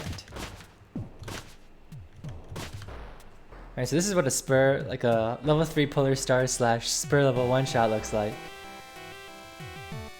I guess these are like the whimsical stars. And now if we charge it up. Whoa, that is...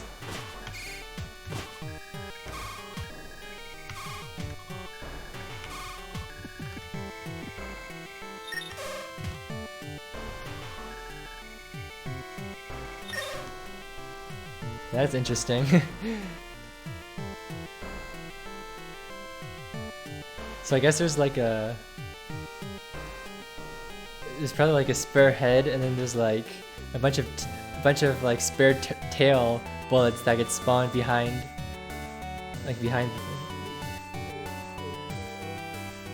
on top of each other like this.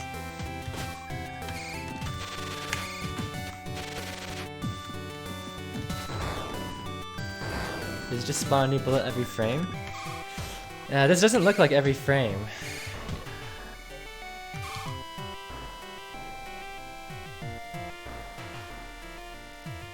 Maybe it is every frame, I don't know.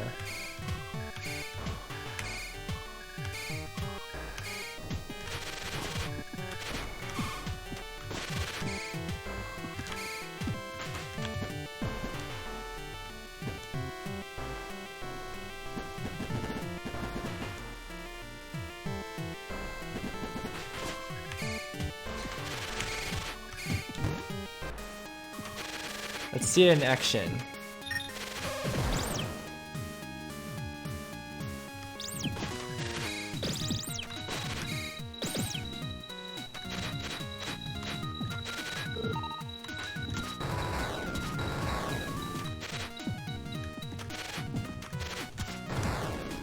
Yeah, this is the missile explosion sort of radius.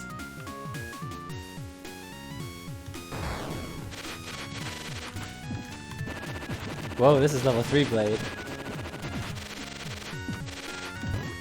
Let's see what level 3 blade looks like when you have the chain reaction effect.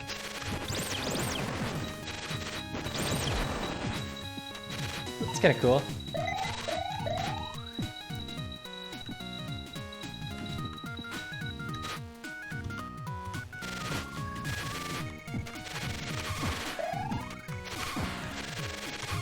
Might as well check out the rest of the weapons while we're at it.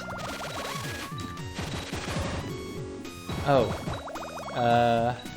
Let's try a different save file.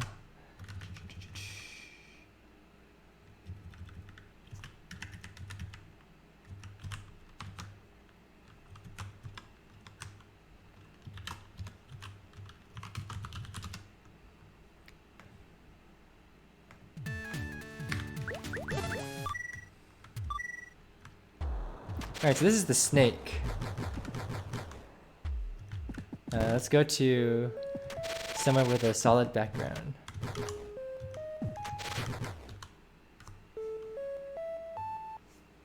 Snake isn't too interesting, it's just this little thing right here.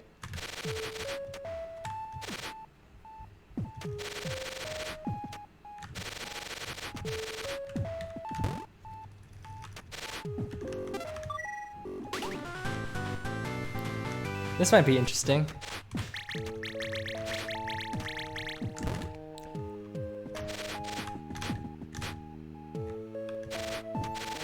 But I have to level it up first.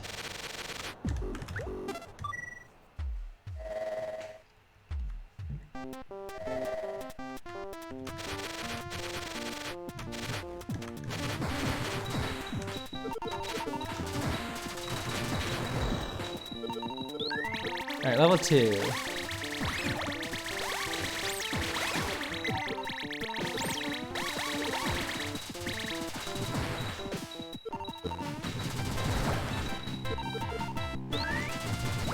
Alright, level 3.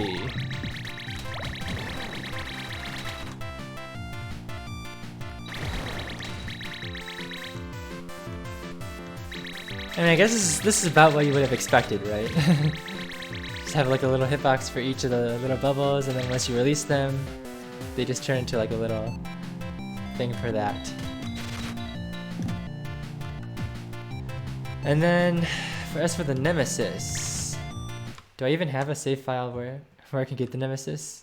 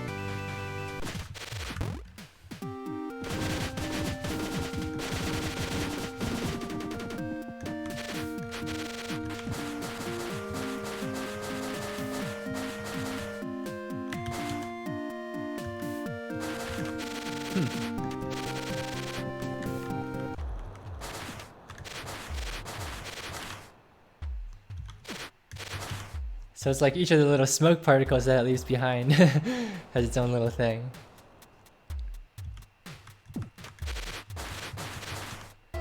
Probably the way it works is just like this gun right here. The bullet leaves behind a smoke trail as it travels. There's probably a little bit of randomness in the spread of these things.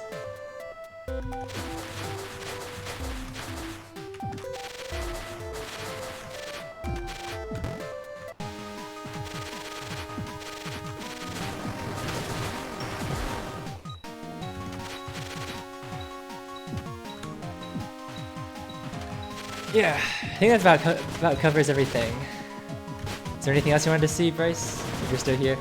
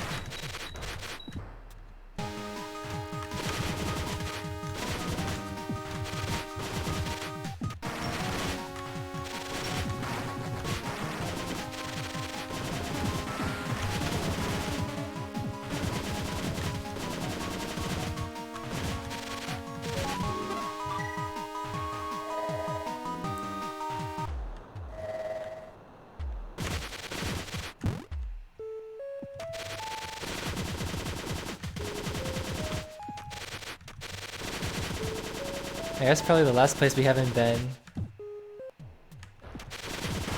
would be like the Hermit's place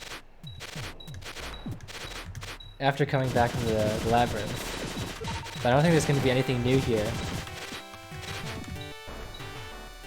Yeah.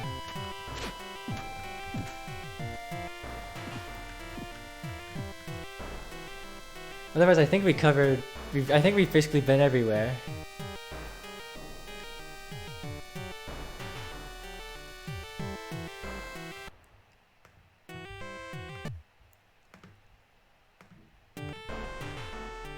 Yeah, so if you can't think of anything else, then I think I'll just call it right here. This was a lot of fun. Very interesting to see what kind of secrets this game is hiding that can't be seen with the naked eye.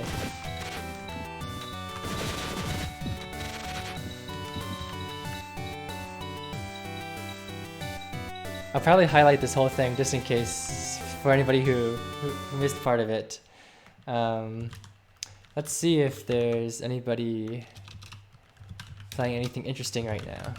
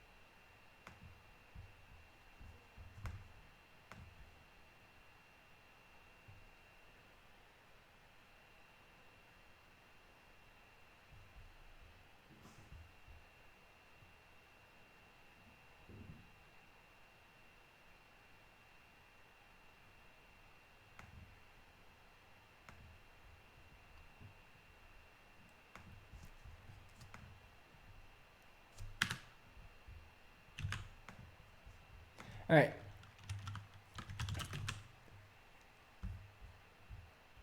Close enough. This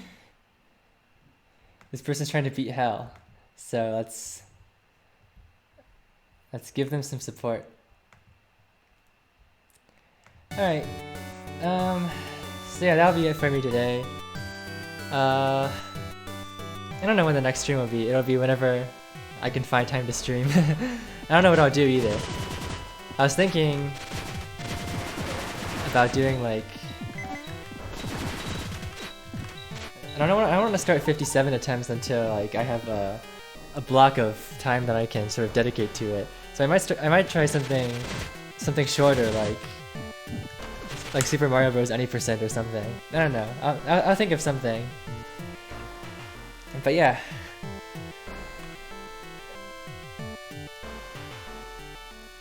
So that'll be it.